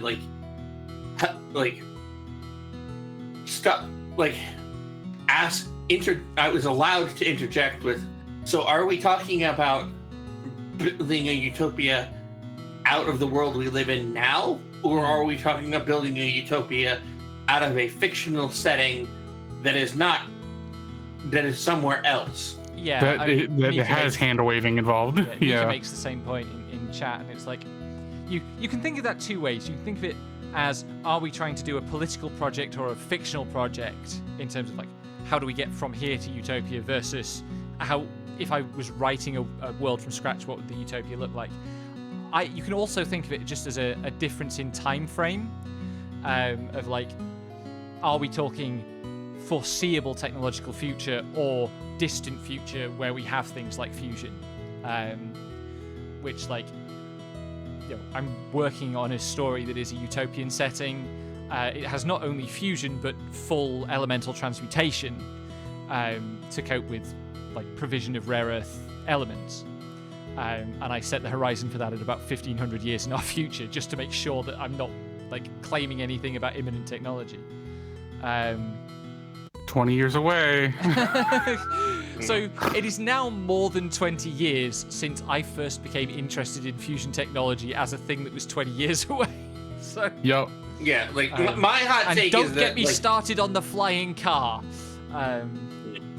Anyway, yeah, Not Utopia. my specific hot take on Utopia, which is one that I didn't raise in the discussion because the fun of that I was really having fun in that panel, and one of the things about having fun on a panel is like you have to recognize when you're about to raise a topic that's gonna end the discussion dead, rather than lead it anywhere useful. And my specific hot take on Utopia is any definition of Utopia that relies on technology, that relies on the invention of a technology that does not currently exist to maintain it, is inherently an impossibility.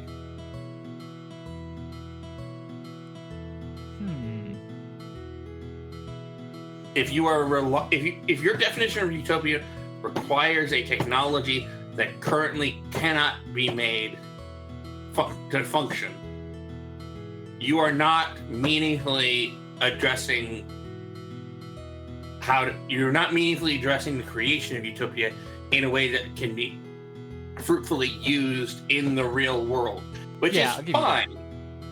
But you have to. Which is fine because we're talking about fiction. You need to know the rules of the discussion you're having. Yes. In fiction, that's fine because you're not necessarily writing that fiction to create or to meaningfully like gesture towards a real world method, a real world direction that can create utopia. You're just writing about a utopia and examining like the ideological quandaries that occur when that utopia exists. Yeah. When, like, debating utopia in a post-scarcity technological context is a very different discussion to debating utopia with, like, foreseeable technology. And I think, there's merit to both, but, like, they are different discussions. And it is worth clarifying that.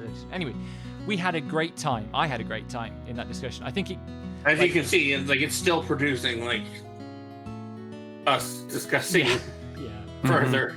And like I think the points that Dura highlights, the cars are not utopia and by then we'll have fusion, I think they were kind of the low point, and after that we started to get towards more productive territory. But yeah, so that was one of the last things we did at the con. We also went to the history of leather panel, which was interesting, but again disorganized, and it was a history of leather panel that wasn't really given by historians. It was given by contemporary leather craftspeople. People who weren't even particularly good at researching history of leather and had to be told by several people in the audience to go look things up at the library, and just like, okay, buddy. Although it was funny to have the dynamic of 3 old white man panelists being lectured by a woman in the audience about how to use basic university services. But yeah, I mean, it was interesting. It was not what it was billed to be. No, it sure wasn't. We didn't hang around for the demonstration either, because that was the day that we were going to do our other big social and exploring Seattle thing. Before we get to that, though, I do have to point out, do one more story from the con, which is that the day after the rings, Lexi produced an egg. So true, bestie. So what happened was Lexi went to the vending machine on our floor to get a monster, and it dispensed her an egg. It did also dispense her a monster, but it dispensed her an egg. No, it didn't dispense me an extra monster. I had to pay twice, which is why I was mad. Yes. And so what actually happened here is the con had an Easter egg hunt, because that was Easter Sunday. And so this was clearly an egg from the Easter egg hunt that we had found accidentally. And it had some candy in it and stuff. So Lexi got an egg, which I have made a little nest for, watched over by my plushies. Did you really keep the egg? Did I give you the egg? I kept Oh the my egg. god. Of course, we specifically made sure to keep the egg. Yeah, I wanted a monster. They gave me something I'd have to hatch and train instead. Anyway, I just had to get that in there. But yeah, then we... Thank you for actually explaining that there was an Easter egg hunt that was going on in the... I thought the context probably mattered. What? Yeah. Okay, but here's the thing. This is the first time that I heard that there was an Easter egg hunt going on. Okay. I thought that was It's more part of the obvious. story. No. I saw it on some poster or something. I was just I spent the entire weekend, that entire rest of the con, thinking about the fact that the vending machine just randomly spat out an egg at Lexi. I love you so much. And I just was, every time I passed that vending machine, I was like, I kind of want a soda, but I don't trust that it's going to give me a soda. I kind of want a soda, but I don't want an egg. Hey, so did I. Sometimes life hits you with a fucking egg. But yeah, no, I called out that there was going to be an Easter egg hunt because it was Easter at some point, at several points. Yeah. I guess you were not within earshot because you had flaked off to go fucking be a cryptid. Anyway, no harm was done. An egg was acquired. I now have the egg. The candy was delicious, except for the Hershey's chocolate egg, because the thing about British people not being able to stomach Hershey's is true. That was horrible. It's butyric acid. Gotcha. It tastes like vomit to me. Yep. Yeah, that was wild to me. This has been a thing I've known for at least 5 years. Yeah. I mean, I forgot about it. Yeah. Yeah, no, it's just one of those things that it's one of those things that American, specifically Hershey, just uses butyric acid to process chocolate. And folks who don't grow up with it are not used to it. Yeah. Me, who grew up within driving distance of Hershey. Yeah. Yes, no, Yeah, no, It's I put very funny. I put this chocolate in my mouth, and it was like, oh, that tastes like a normal chocolate. I don't know what the fuss is about. And then steadily over the next 15 seconds, just the exact aftertaste in the back of my mouth of what happens when I vomit started to emerge. I was like, oh, I have to have a mint now or something to clear my palate, because this is I didn't like it. That is, yeah. I knew about this, but I cannot. Yeah, it just didn't occur to me to think about it in the moment, and then you'd eaten the chocolate and the reaction. I did warn her. Yeah, no, like I was experimenting with it because I had been warned, and I wanted to see what the effect was, and I have regrets. I didn't know that it was also in Parmesan cheese. Like that might explain why I don't like Parmesan. Although I know plenty of British people who do. Different levels of sensitivity to that. Actually, here's a question: do you have the thing that makes cilantro slash coriander taste like soap? So, because I know that's more strong in the leaves, which are more used in like North and South American cooking. So technically, coriander is only the powdered spice, and cilantro is specifically the leaves. And I am not aware of ever having had cilantro. Like, it's not a thing over here. We get coriander, which is the powdered spice, like that is fine, but that is also fine for Americans. Like, that's not affected by this. It's specific to something in the leaves, and I am not aware of having something that had the leaves in or cooked in or had the flavor from the leaves. We can try that at some point in the future. Vaguely reminds me, I had collard greens for the first time on this trip, which Oh, I yeah, did we not had- realize that collard green was the like name of the plant. I thought it was like a name for a technique of cooking various greens, but no, it's a specific plant.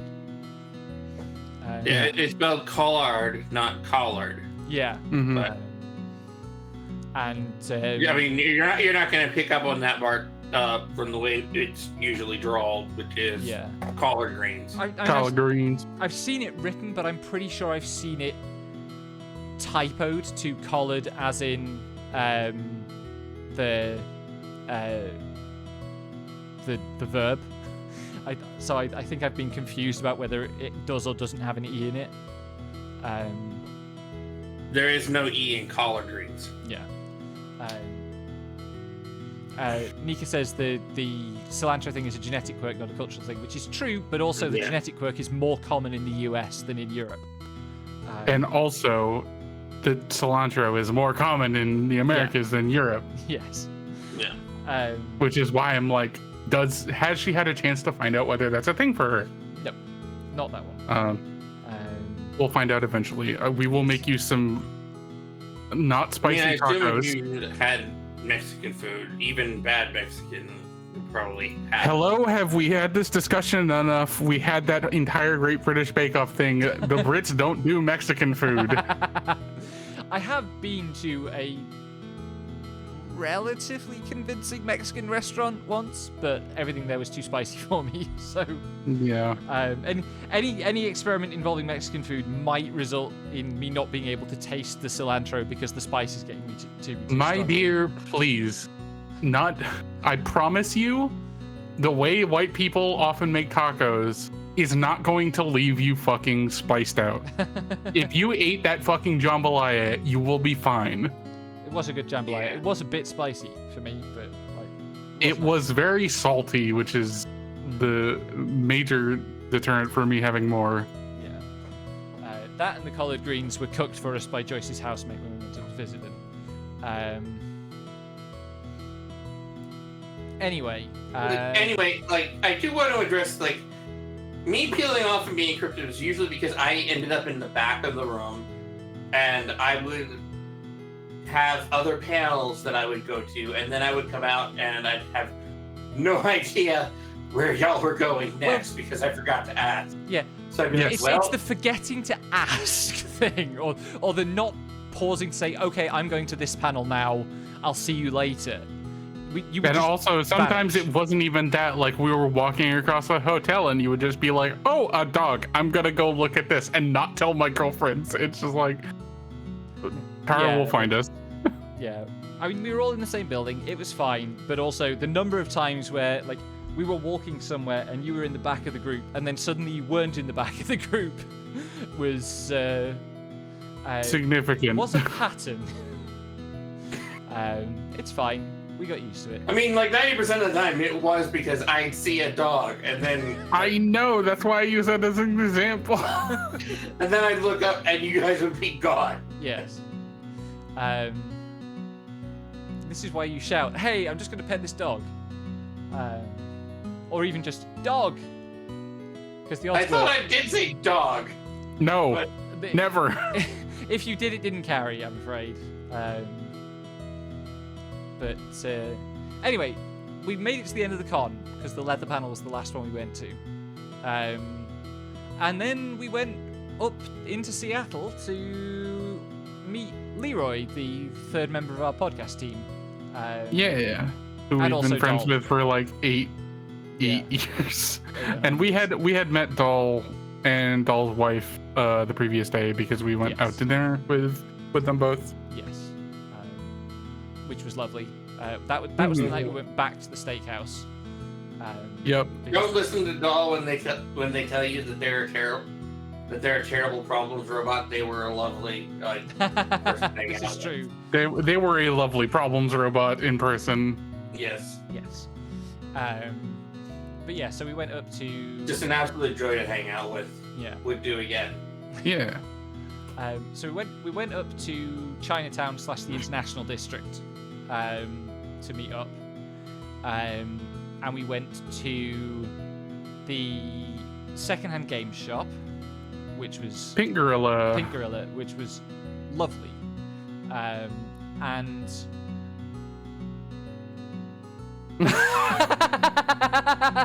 we were talking about how lovely you are, Doll. You're not escaping.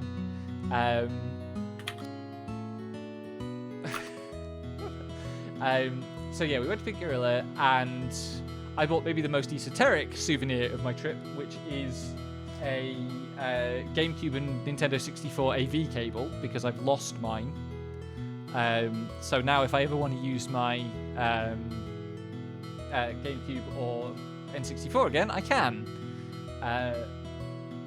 Well, We'll once see you get about a plug for it. Yeah, I also have to get a power supply, which obviously I couldn't get in the US because wrong kind of plugs. Although I guess if all else failed, I could get a UK to US socket adapter. Yeah, we spent quite a long time there, like reminding ourselves of extremely cursed video games that exist. Yeah. They had a copy of Wild Arms 2 for $120. They did have a copy of Wild Arms 2 for $120. I can't remember what else did we see there that was wild. Tales of a Fighting Game on the PSP. Yes, they had the Tales of Fighting game on the PSP. They also had a copy of DJ Hero and a DJ Hero controller, Yes. which has come up recently because Fuser. Mhm. Yeah. God. I walked out of there with a copy of Front Mission 4 and Chaos Legion, which is a obscure character action game that I cannot find the YouTube video that first pipped me to it, but was evidently developed by some of the same people who went on to develop DMC5. So and something about the storyline also that I cannot remember because I cannot remember off the top of my head, but I remember being intrigued enough by that I wanted to like investigate it for myself. But yeah, I cannot find the YouTube video that like mentioned it anymore. It may have been taken down. The channel may not exist anymore. Yeah. Who knows? But anyway, yeah. that was a productive trip, and from there we went to Kinokuniya, which is a Japanese bookshop chain which has a number of international stores that specialize in like selling Japanese stuff to people in the West. Which, we picked great timing because it was also, was it SakuraCon? Yes. SakuraCon was also going on the same weekend as NorwestCon, as it is every single fucking year. Yeah. And it had let out for It had just let out, and we went to a shopping center that was basically a Japanese supermarket, or I guess general East Asian supermarket, and Kinokuniya. So it was pretty busy, and it was quite a warm day, and it was absolutely sweltering in Kinokuniya, especially because the English language section of the shop was on the first floor, where all the heat accumulated.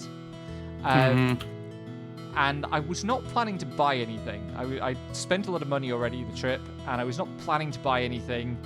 And then we saw this in the figures cabinet, which is the Nendoroid of Ozura Subaru from HoloLive, who is probably my favorite HoloLive VTuber. And how much is that duck in the window?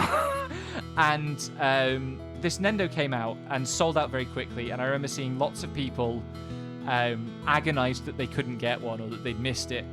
But they had, in the cabinet, one remaining statue. The display one only, it says on the thing, last one in the showcase, for $80. And it just felt like destiny. So I had to buy the thing, which meant I had to take this photo, queue down at the main checkout desk, which was a long queue because, again, full of people who just got out of SakuraCon. Show them the photo and say, hey, could you get this out of the cabinet and box it up for me? Because they had to box it up so it could be transported properly. And then wait while they did that, during which time Lexi bought a blue shell plushie and threw it at me in the shop. That is now sat on top of one of my speakers, where it can probably vibrate off and fall on me at some point. Yeah, I needed to throw it at you because you're my number one. Hee hee hee. I saw a couple things that I could have gotten in Kinokuniya, like 3 out of 4 Arknight's art books. Yeah, there wasn't. By that point, I was so stuff. ragingly hungry that all I could think of was the food that I wasn't eating. Yeah, I mean and how I needed to have money for food. Yeah, there wasn't a lot of Arknight stuff in the English section. It was all untranslated. But I mean, they did have a bunch of the art books. Also, this is Subaru as she now lives on my shelf in front of my computer. This is the Nendo as I set her up. So we did that, and then we got dinner. We went to a ramen place that was just opposite Kinokuniya, which was really good. That was real good ramen. We had a great time. We had a fun waiter who knew his anime. Yup. Knew enough, anyway. Yeah. Me, the giant robot nerd, wincing as he confused first Gundam 0079 and G Gundam, but the XKCD comic, etc. Yeah. You gotta meet people where they're at. Yes. You know, like a lot of people have difficulties doing that, and I try not to be one of those people. Especially in if I'm just meeting like a guy who, and especially if they're like wait staff at a somewhat busy place, I'm not gonna gripe the at full them 2-hour about their- lecture. Yeah. Anyway, I got where he was coming from. I'm still fascinated by the fact that that drink was named Mech. The name that the owner gave that drink was the Mech Suit. Right. Yes. And That's why it came up, because you got a cocktail called a Mech Suit. Yes, and it was a delicious cocktail. Don't get me wrong. Absolutely perfect accompaniment to the ramen, because the ramen was, salty and salty and spicy and Mhm. thick, and the cocktail was bright and fruity and like felt really sophisticated without being and punchy without being like kind of, there was no like painful aftertaste to it. Mhm. And I was just like, this is a really, and all I can think about like having given that description of it is like, that's a really weird cocktail to give the name mech suit to. Is all I could think, because of all the time, Nika asks, all the does it taste associations like I have, LCL? all the associations I have with a mech suit are not like that. That Not cocktail generally tasted flavors like you want Char. to eat mech suits. That cocktail tasted like Char Aznavour looks, but it doesn't taste like Char Aznavour feels to watch. Also, yeah, we're definitely going back there when we're in Seattle again, Nika. Don't worry. We had dinner and then we went around the corner to the Gunpla shop, which was actually not just a Gunpla shop. It was like a figures shop. model shop, yeah. Model shop. And the first thing we saw on our way there was in the window they had large Vern plushies from Grand Blue, which Lexi was eventually induced to buy. And very cute, honestly. Nika says fruity is more like mech pilots, not mech suits. Yeah. Yeah. Everyone's a little fruity, especially around here. Yes. For some reason, the Vern photo is upside down. I didn't bother to rotate it, but No, that's because how I took it. I just looked down in the bag and it was like Vern.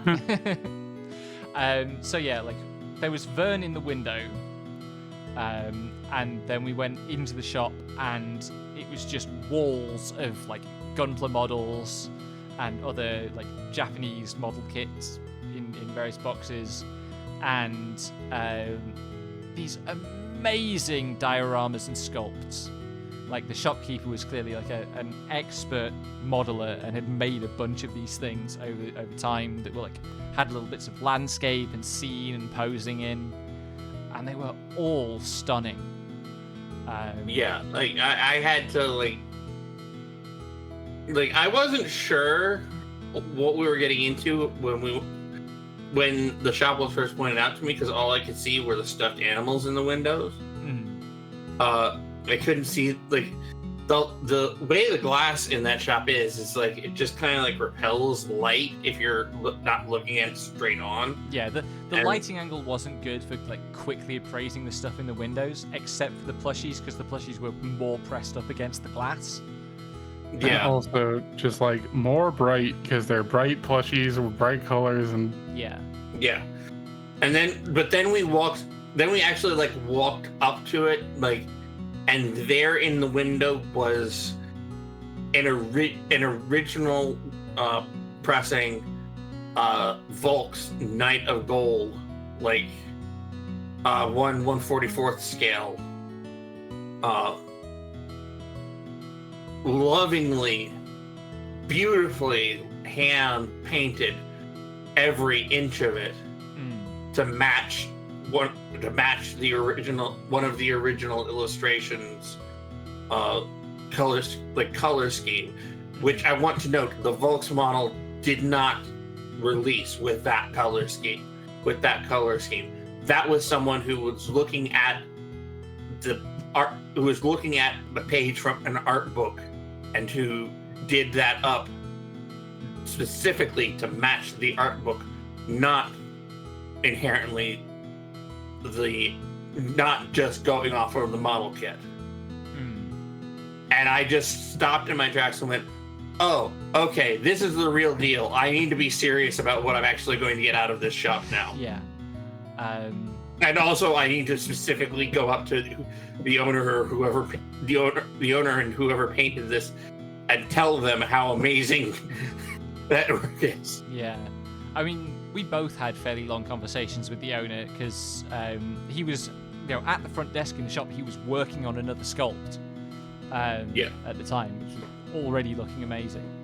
But yeah, so we went in there, and like, I have dreams sometimes about walking into shopping centers and finding nerd shops that are just like stacked with boxes and boxes of figures or board games or whatever. And this shop was the closest I've ever been into a shop with that energy, with like exactly what my dreams are like. Because you get in and like, yes, all the walls are shelves full of Gunpla kits, but then you look up and at the front of the shop there was like an overhang, like a kind of porch, and the inside of the bit over the overhang also full of model kits. And like the top part of the room was all decorated in like banners and designs and stuff. Fully just like heaven. I'm not into Gunpla, and I wasn't going to try to bring Gunpla back in my suitcase, but absolutely immaculate vibes in the shop. And like last year for Momo's birthday, we bought her. We clubbed together and we bought her a Gunpla kit that she particularly wanted. And she wasn't able to then build it because she didn't have any of the tools. So we were able this year to buy her the tools as a birthday gift. Yeah. So that's and I've since put it together. Yeah. And then like I have wanted a Wandwort model kit for forever. They got it for me on my birthday, and then I realized, fuck, I don't have any way of getting this out without having screws and like loose niblets hanging off of it, and any of the tools that I have that I could possibly use to cut down on that might actually damage the kit. So I have no way of doing what I want to do with this. But it has now been finished. Yeah. And I literally got home and like in a fugue state. I put together an entire like media theater area and the space on the table in front of that, where I could just so that I had a place that I could just put on a movie as background noise and zone out and build Gunpla to it. Yeah. And that's exactly what I did. I put on Jacques Tati's Playtime and I built Wandwort. And you also at the shop bought three other kits, yeah. Which you can see under everything else in this photo, which is Tara's entire con haul. Yes. Various books, and also 3 Gunpla kits, and also the tools. Because you were the only one who actually took a coherent con haul photo. The rest of us did not. I mean, to be fair, my con haul is going to be produced in 4 to 5 weeks. Yes. You and I are both missing key items as yet from our con hauls. But yeah, it was a good trip. And then we got back that evening. That was the Sunday. We got back that evening and just went to bed, basically. And then on the Monday, we ended up just crashing at the hotel most of the day, except for Nika, who went to see friends. I mean, she was out Sunday evening. That's true. So she came back. Mm-hmm. Wait, we haven't talked about karaoke. We went to karaoke. Yeah, we did go to karaoke. It's bad. The one next to Pink Gorilla in Seattle is like really sketch. Yeah, it was a bad karaoke venue, but the thing about karaoke is that no part of the system or experience being bad actually makes the karaoke bad, because karaoke is kind of all about being bad. Okay, but the song selection could use some work, and also not falling into the fucking bench could use some work. Yeah, the seating wasn't well maintained, and Lexi almost fell into a hole in the bench and almost lost her drink in said hole. No, Doll did fall into the hole, and I did lose my drink, but I remembered that it might have fallen down there. And the It was really machine funny. did not It's have like the Gaul machine. gets up and the entire no, Lexi gets up and the entire chair just folds backwards over Doll. Yeah, Yep. it was genuinely like a silent movie slapstick moment. But yeah, so the selection of songs that were available wasn't very good, and the karaoke machine was not super super easy to use. It took us a long time to find songs that we could get into, but we did eventually find songs that we could get into, and sang ourselves hoarse. I sang myself hoarse before I did any singing for myself, and I ended up doing Crawling by Linkin Park in that state, and it was extremely funny. Yes. I did Blaze of Glory Was by Bon already Jovi as my hoarse. second song, and Yes, also this entire time Tara has been sick. yeah, yeah, Tara was recovering from a throat infection of some sort. So yeah, we did sing well, but we had fun. But it was also very expensive and not very good, so we will go somewhere else next time. Yeah, then we got back to the hotel and crashed out, and we spent most of the following day, which is the final like full day of the trip, just kind of lying around. And being emotional. Yes. And then we went to 13 Coins for dinner, which was Joyce's recommendation. It was like it's a fancy diner, I guess, is how you characterize it. It does have some very expensive dishes, like it has $50 steaks, for example, which we didn't try, but we did have some very good food.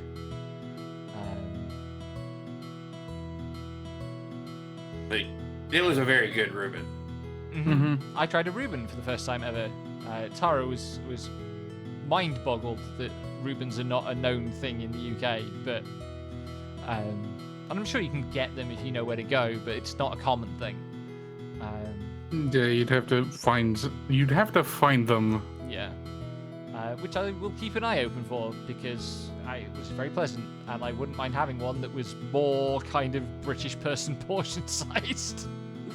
Because that was another place where the fries were amazing, and I couldn't finish my fries because there were too many of them.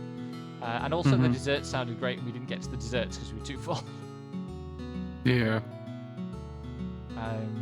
That day we also went to the teriyaki place for lunch, and that was disappointing.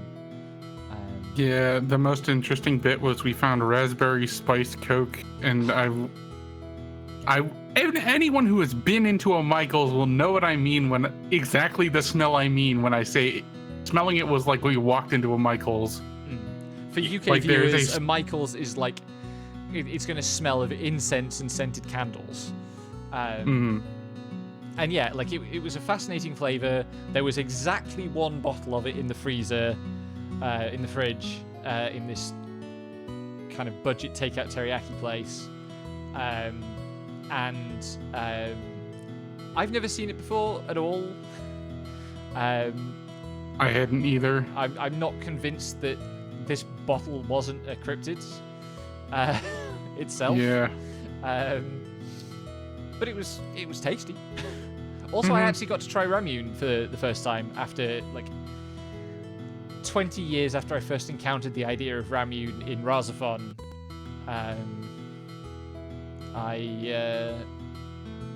Was that your introduction to ramen too? Yep. I finally got to taste it. I was a big enough Razafon fan in university, like undergraduate university, that my anime friends got me a souvenir bottle of ramyun from somewhere, but it was an empty bottle. They'd already drunk it. So I didn't actually get to learn what it tasted like. I see. Classic. But I still have that bottle, marble and all. Yeah, that was fine. Like, it's very sweet. It's an extremely sweet soda. But That was all. This also reminds me that you were like, I bought a Mountain Dew on our trip on Sunday, oh yeah, and I was just like, I'm gonna have this Mountain Dew, and you were like, oh, I should try some of that because they don't have Mountain Dew in the UK. And I was like, yeah, you should probably try this and see why they don't have it. And you were just like, I did see.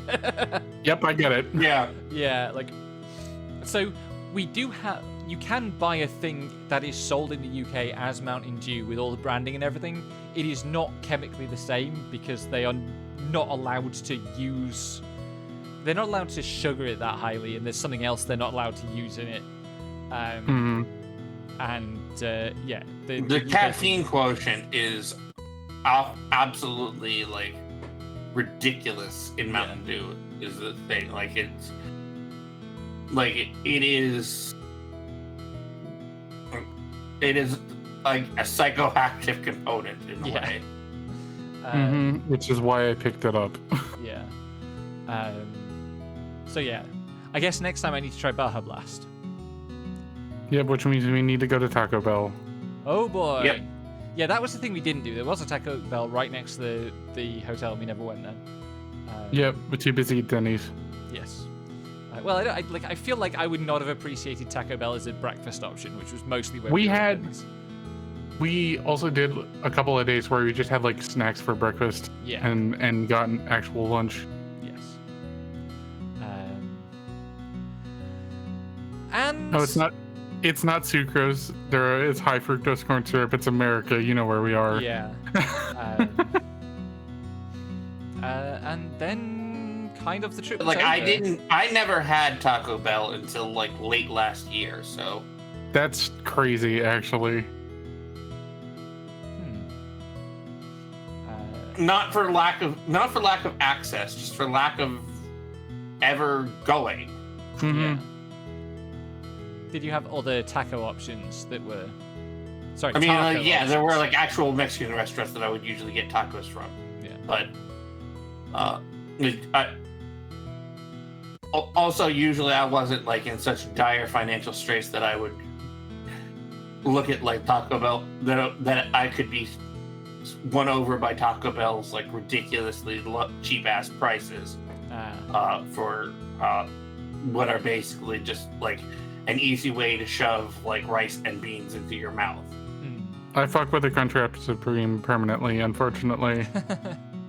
Well, we'll have to Like I said, a very reasonable price for a way to shove rice and beans into your mouth. That one doesn't have rice in it. Well, it has carbs in it, but like yeah. Okay. whatever it works out as. And then basically we came home again. And I mean, there were some shenanigans on the way home. Like so Momo, Nika, and I went to the airport together, but because of how the airport is laid out, we had to all split up to go and check in. Even though we didn't actually have to. We would have been checking in at different queues, but like there's no reason for us to split up when we did. And then we went through security and met up on the other side, except that because of the timing of Nika's flight, she couldn't check in at first and had to wait an hour. So when we went looking for her on the other side of security, we didn't find her. But she managed to find us later. And I was trying to find places to use up my US cash in the airport, and every place I wanted to buy stuff from was card only. So I ended up not using up my US cash, but I did get some amazing cookies, and a particular pleasant find was Big Red Chewing Gum, which used to be distributed in the UK. It used to have a UK distributor because it's Wrigley's. But for some reason that stopped happening, and you can't get it in the UK anymore except at US import places, where it's obviously expensive. And I have missed Big Red because there is no other chewing gum that is spicy pain in quite the same way. And it's delicious. And now I have a couple of packets to keep me going. And I think Spicy that bean. helped somewhat with the nausea on the flight back, honestly. because I could just chew one of those and forget every other sensation. Chewing gum is often suggested on flights for inner ear reasons. So yeah. And on the flight home, I watched Ferrari and Gran Turismo because, like, that's apparently the only thing that will get me to watch movies these days. Is it's got racing in it somehow. I need to sit down with Ferrari because it's Michael Mann, but I enjoyed it. I thought it was pretty good. I remain. A friend of mine described it as like a movie that is about Catholicism, but if Catholicism was cars. I can kind of see that. There is an absolutely incredible mass scene in it. Or rather, if cars were God. Yeah, like I can see that. I genuinely think what you should do is, as you are watching it, pretend to yourself that Enzo Ferrari is a woman.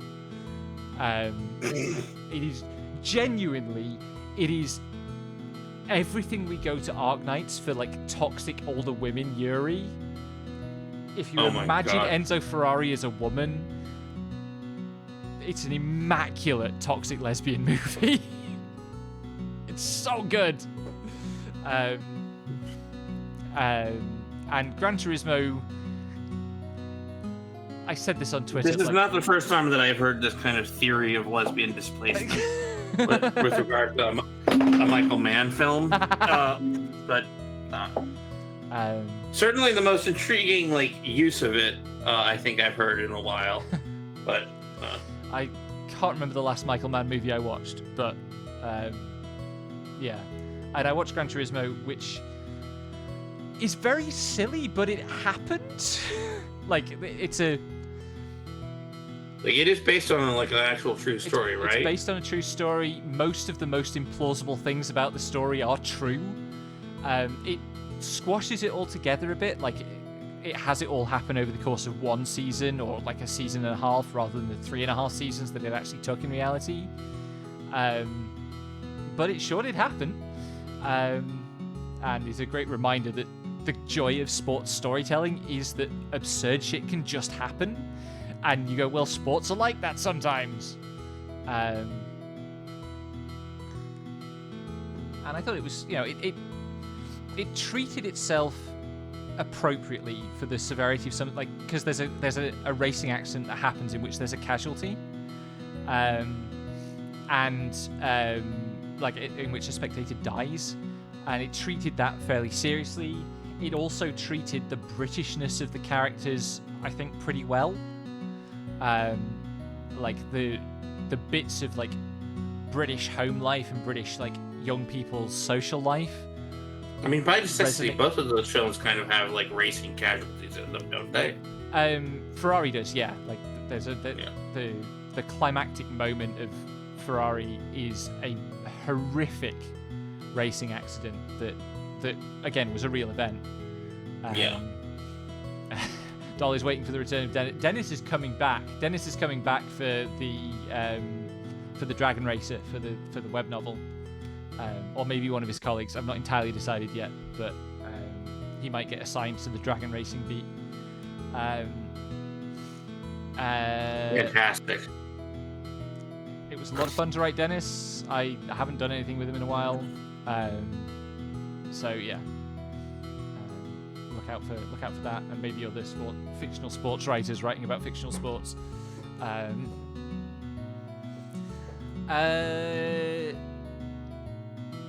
Yeah, I didn't manage to sleep on the flight, so I got up at 7 Seattle time, which is, what's that? 3 p.m. UK time. Flew home. Yeah, 3 p.m. UK time, because it's 8 hours. Flew home to London. Did the London to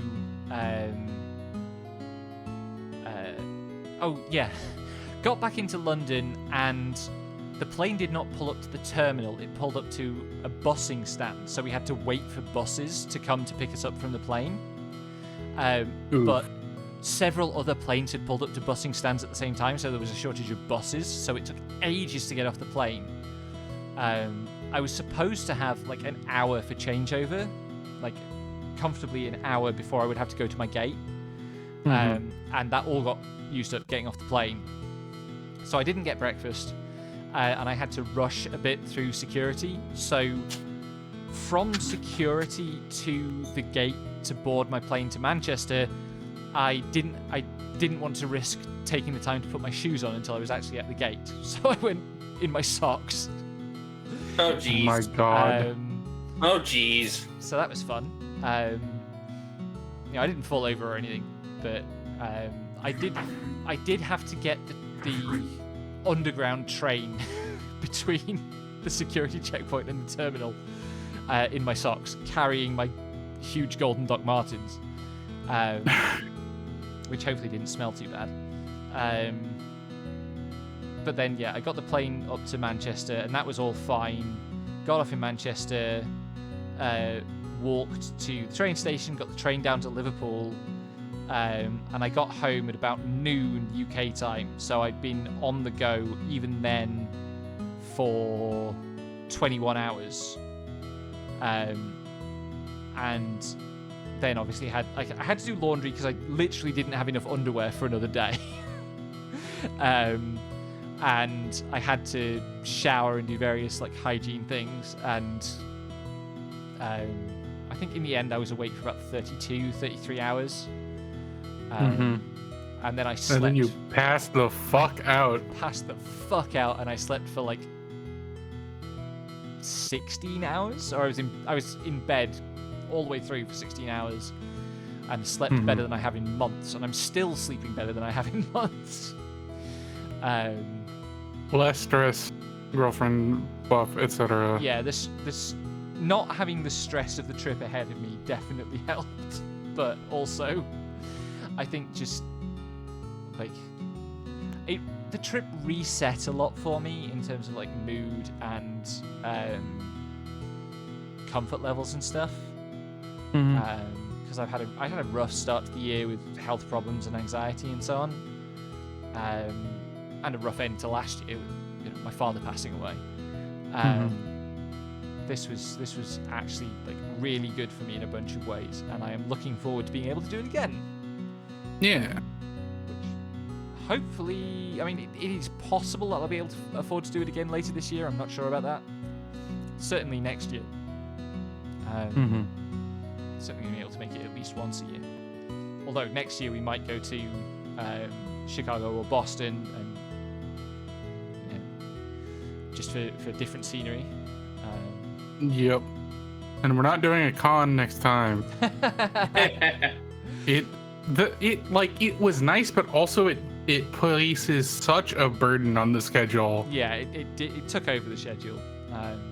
If we are doing a con next time, I will come for longer. And we will do other things as well. But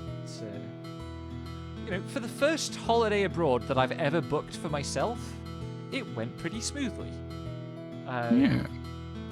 I didn't really discover anything that I hadn't thought of, except earplugs. Yep. We haven't talked about it at length, but my goodness. A certain member of the group was very loud and talks in her sleep a lot. Yeah. We will not dwell on that. But yeah, anything else anybody want to mention? I do love that you described me as like sleeping next to me as like being stuck next to a particularly chatty eldritch god. that was one of the descriptions. Yes, sleeping next to me. Like, so there was that, because it's not just that you talk in your sleep; it is that you do character voices in your sleep. So it's never just you talking. It sounds like you are like dreaming about DMing a game and surfacing periodically with little bits of dialogue from the game in character voices. And I mean, this This does track with the dreams that I remember having because I'm never really quite in them myself. Mm-hmm. Like, I distinctly remember just being an omniscient, like, movie frame Mm-hmm. cutting between scenes. Yeah. I've had So, dreams like that. like, I mean, the ones that I exist in usually are the ones where I get assaulted by tentacles. But so like that's usually my track record for if I am in a dream, I'm going to get I'm going to get a lot of tentacles in me at some point. Whether they're real tentacles or robo tentacles, like it doesn't matter. That's what I'm there. That's my role in the dream story. When I'm not in the story, the tentacles are not necessarily like a guarantee. Yeah. Yeah, I haven't had the cinema style dreams a lot lately, but like when I was doing more film studiesy stuff, definitely. Yeah. That's the only kind of dreams I remember it. Yeah. Anyway, so if I'm having other dreams, like which apparently I am, because like if I'm just coming out of a dream state, there's a 90% chance that like the words that are kind of come out of my the first words that I'm going to hear coming out of my mouth are actually going to be me like mumbling the last words that were the last words that someone was speaking in the tail end of whatever it is. Yeah. That vague images that's leaving me as I wake up. Yeah, I definitely felt that there was some of that. So yeah, one of the comparisons was like sleeping next to a mumbling eldritch god. The other one, I had much less trouble dealing with the level of noise once I started thinking of it as like snuggling with a tiger, like and just imagining that you were kind of growl purring in your sleep. But yeah, like we do have to get you a sleep study because some of those noises were not healthy. Yeah, no, like I realized that before going in, but there was just no time to like do anything about it before the trip, and your getting ready for the trip was so complicated already that I'm not like no one's holding it against you or anything. It's just that it's a problem. This is a thing for future reference, yes. Yeah. And also for future reference, if you're sleeping in a room with people you don't know, buy earplugs. Yes. It will make at least the first night a lot more bearable in case you need to go buy more. Yes. And don't rely on the shop in the hotel for earplugs because they sold out pretty quickly. Yeah, we didn't actually really find anywhere else we could have bought earplugs at the time.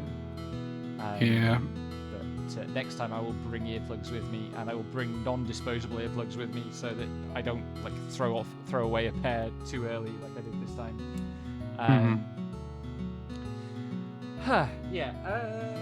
Any other stories to tell? I don't know. I had a good time, like, at the panels that I went to, like, largely. I think the best panels that I went to, like, were the Utopia one and then, like, the two guest of honor panels, which were the Charles Vess and Neil Clark ones. Yeah, you engaged more with the guest of honor stuff, and, like, you went to the opening ceremony. I looked at the opening ceremony and was like, nope. I'll be honest, like, I think, like, for the most part, noping out of the opening ceremony was, like, the right call. Like, there wasn't real...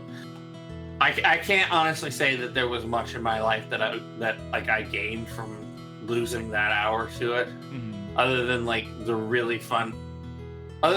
really fun anecdotes from Neil Clark. Yeah. But we need to fit some evening in, and that being basically a free one for us was for the best. Yeah. But like, I think if I hadn't gone to that panel, I would have made I would have made a much more of a fiery spectacle of myself at the actual Neil Clark panel later in the convention. Yeah. So, but instead, I was just able to like find a way to ask my question in a little bit Slightly less more confrontational of a way.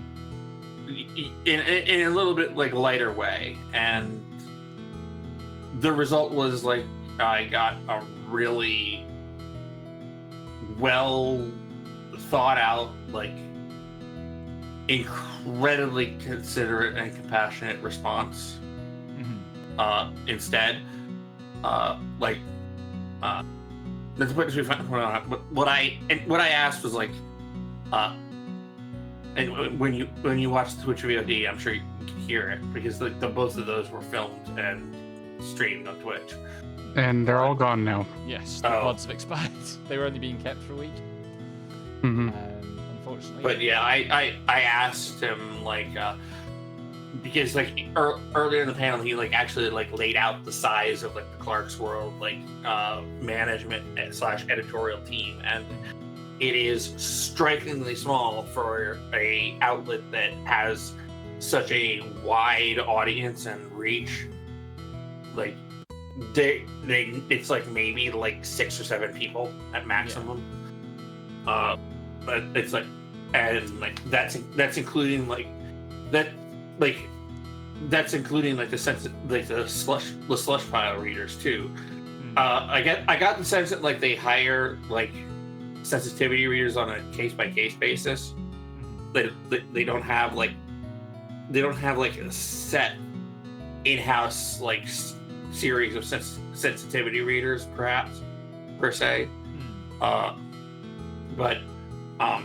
what I asked him was like, with such a small like team,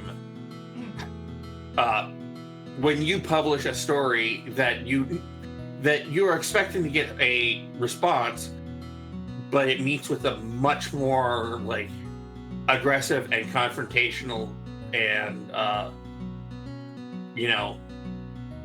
like personally like aggrieved response, then you were necessarily like prepared than like anyone could reasonably have prepared for. With such a small team, how do you go about supporting like especially like a first time author in navigating that, and how do you help them basically? And like he clocked what I was like referring to without referring to it by name, because like I'd already pulled him aside after the opening ceremonies to tell him to pass my best wishes on to Isabel Fall and tell her thank you, and I hope to see more writing from her at some point. So he knew what I was referring to. And what startled me about the response was that he's not one for mincing words. He had some very sharp words to say, and he's noted for being someone with a sharp tongue. What startled me about the response was that one of the things that he paused to do and say in there was that one of the things that he had a lot to say about like they do a lot to tell like especially first time published authors in Clark's World. The wave of an internet hate storm is gonna, if it comes at you, it's gonna come at you, and nothing you can say or do is going to stop it or derail it in any way. And in fact, the best thing you can do is to just wait it out, because if you try and interact with it, you are just going to make it keep going. Which was sound advice, all things considered. like even if that hate storm has even if there's like validity to the hate storm, just don't engage. Do not personally engage with it, like on any level. Like let it die, let it fade out, burn itself out before you do anything about like how to handle it. Where you even think about anything about how you want to respond to it, like in like your writing or whatever. Or even if there should be a response to it in the way you write. But he also paused in all of that his answer to be like, the other thing that I would say, especially in case of of the story that we're referring to that we're not naming, always keep in mind that when you hire your sensitivity readers are not speaking to in a sense of being from a cultural monolith perspective. Yeah. They are speaking from their perspective, and even if they fundamentally don't see a problem with what you are publishing, they can't speak for everybody, and you cannot predict based off of the sensitivity readers what's going to happen when that story hits the wild. The sensitivity readers cannot speak for an entire community any more than the hate storm can speak for an entire community. Yeah. And you cannot guarantee that the story is going to hit the way you expect it to when it's out in the wild. And I just was like, he didn't have to. There's a trend in the way people talk about about Isabel Fall's helicopter story, where people just outright dismiss the possibility that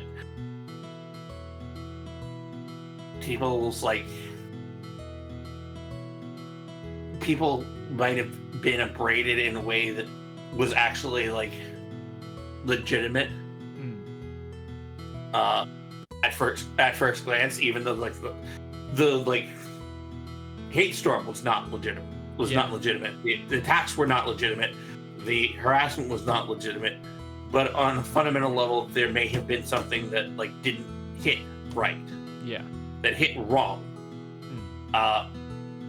And most people are extraordinarily like intolerant and dismissive of like even the possibility that a voice in that direction could have legitimacy. Yeah. The fact that he specifically took a man who is not without sharp words, who is in fact like very strongly opinionated, very much somebody who like if he thinks he's gonna the best thing to do is tell you to go to hell, he's gonna tell you to go to hell. Yeah. Sort of guy took that time to be like, some individual people's bad reactions to this story were not hatred, they were bad reactions to a story that didn't mean for them. Right. We couldn't have like the fact that he like took the time to like be understanding of the possibility all. Yeah. And I just was like, my guy, that is an incredible amount of ethical integrity that I do not know that I would be capable of speaking on the same platform to the same audience on the same subject. That I wasn't even sure that I could have expected it from him when I asked the question. Yeah. And I just was like, that just left me dazed afterward. Like, I could not think of how to, like, because, yeah, I was not expecting that level of, like, carefulness, like, Yeah. consideration in the response that I got for that. Yeah. That kind of carefulness is really important. It's difficult and it's rare. And like, as somebody who doesn't get a lot out of the story and like wishes some things about it had been differently handled by Clarksworld, among others, like, you know, it is good to hear that the man in charge can think like that. Yeah, he also had a funny anecdote, like, of like, you know, there's a very like rich irony in the fact that like that's the one story that I wasn't there for to navigate the firestorm when it happened. It was posted, and then I went under for anesthesia for an operation, and I didn't come out for a day or two after, until a day or two after. And then By that I time, had everything was out of control. And by that time, it was already done. Yeah. I could almost hear I could almost hear him half blaming himself for needing the surgery that he went in for. That's what happens. And at least, but like, you can't plan that, for those things. Yeah. At least that means that he's prepared to recognize that, in some sense, the buck stops at his desk. Yeah. You know, it's his name on the magazine, for crying out loud. Yeah. Anyway, this is not actually a media ethics discussion stream. No, but like that was like a very saying, yeah. There's no way of getting around it, because that's the question. That's the question that I asked, and that's you know. That's the specter. Those are the ghosts that it raises. Yeah. Anyway, I think that will do it. We have actually been going for 3 hours, which is not bad for a chatting stream. I am not back after this until Sunday, when I'll be doing more randomized FF12. Yep. I hope to see you there. I don't know if you're going to stream some stuff in the intervening. Yeah, I'm gonna be streaming on Tuesday, Thursday, or Thursday, Friday, Saturday. I will figure out what I'm gonna be streaming then. But go check out Lexi. And yeah, I'll be back on Sunday after I have spent a few days with my family. Good luck. The opposite of this trip. Like, they're really close by, but I don't get a lot of healing from spending time with them. Especially because they're going to see this ring on my finger and they don't even know I'm dating anybody. So that's going to be interesting. Oh boy. I'm praying for your bones. It'll be fine. It's very, very possible that my mother and my sister both see it and are too polite to actually ask about it. Because that's the dream. Like, maybe the British debuff can work in my favor for once. Yeah. But no, probably I'll get grilled about it, and I'll think of something to say that is close enough to the truth to keep me off the hook. Because I don't want my family involved in knowing about my love life at all if I can avoid it. They are too straight to understand. Too straight, middle class, and unself-awarely conservative about said facts. So the fact that I'm so open about mine is crazy, honestly, and the fact that I haven't gotten slapped with some dumb bullshit for it is also crazy. Well, your mum was trying to get us to like email her as your partners, and like, yeah. I'm glad that hasn't been followed up yet. Because I haven't given her or given you her email. Yes. Yeah. I mean, I wouldn't email her if you did. I know, but well, I don't know what I have to say to her, except, you know, maybe turn the volume down on those sex scenes, please. Jesus. Yeah. But yes, that will do it for tonight. Thanks for being here, folks. Good night. And may those who oppress you learn shame. Good night, everybody.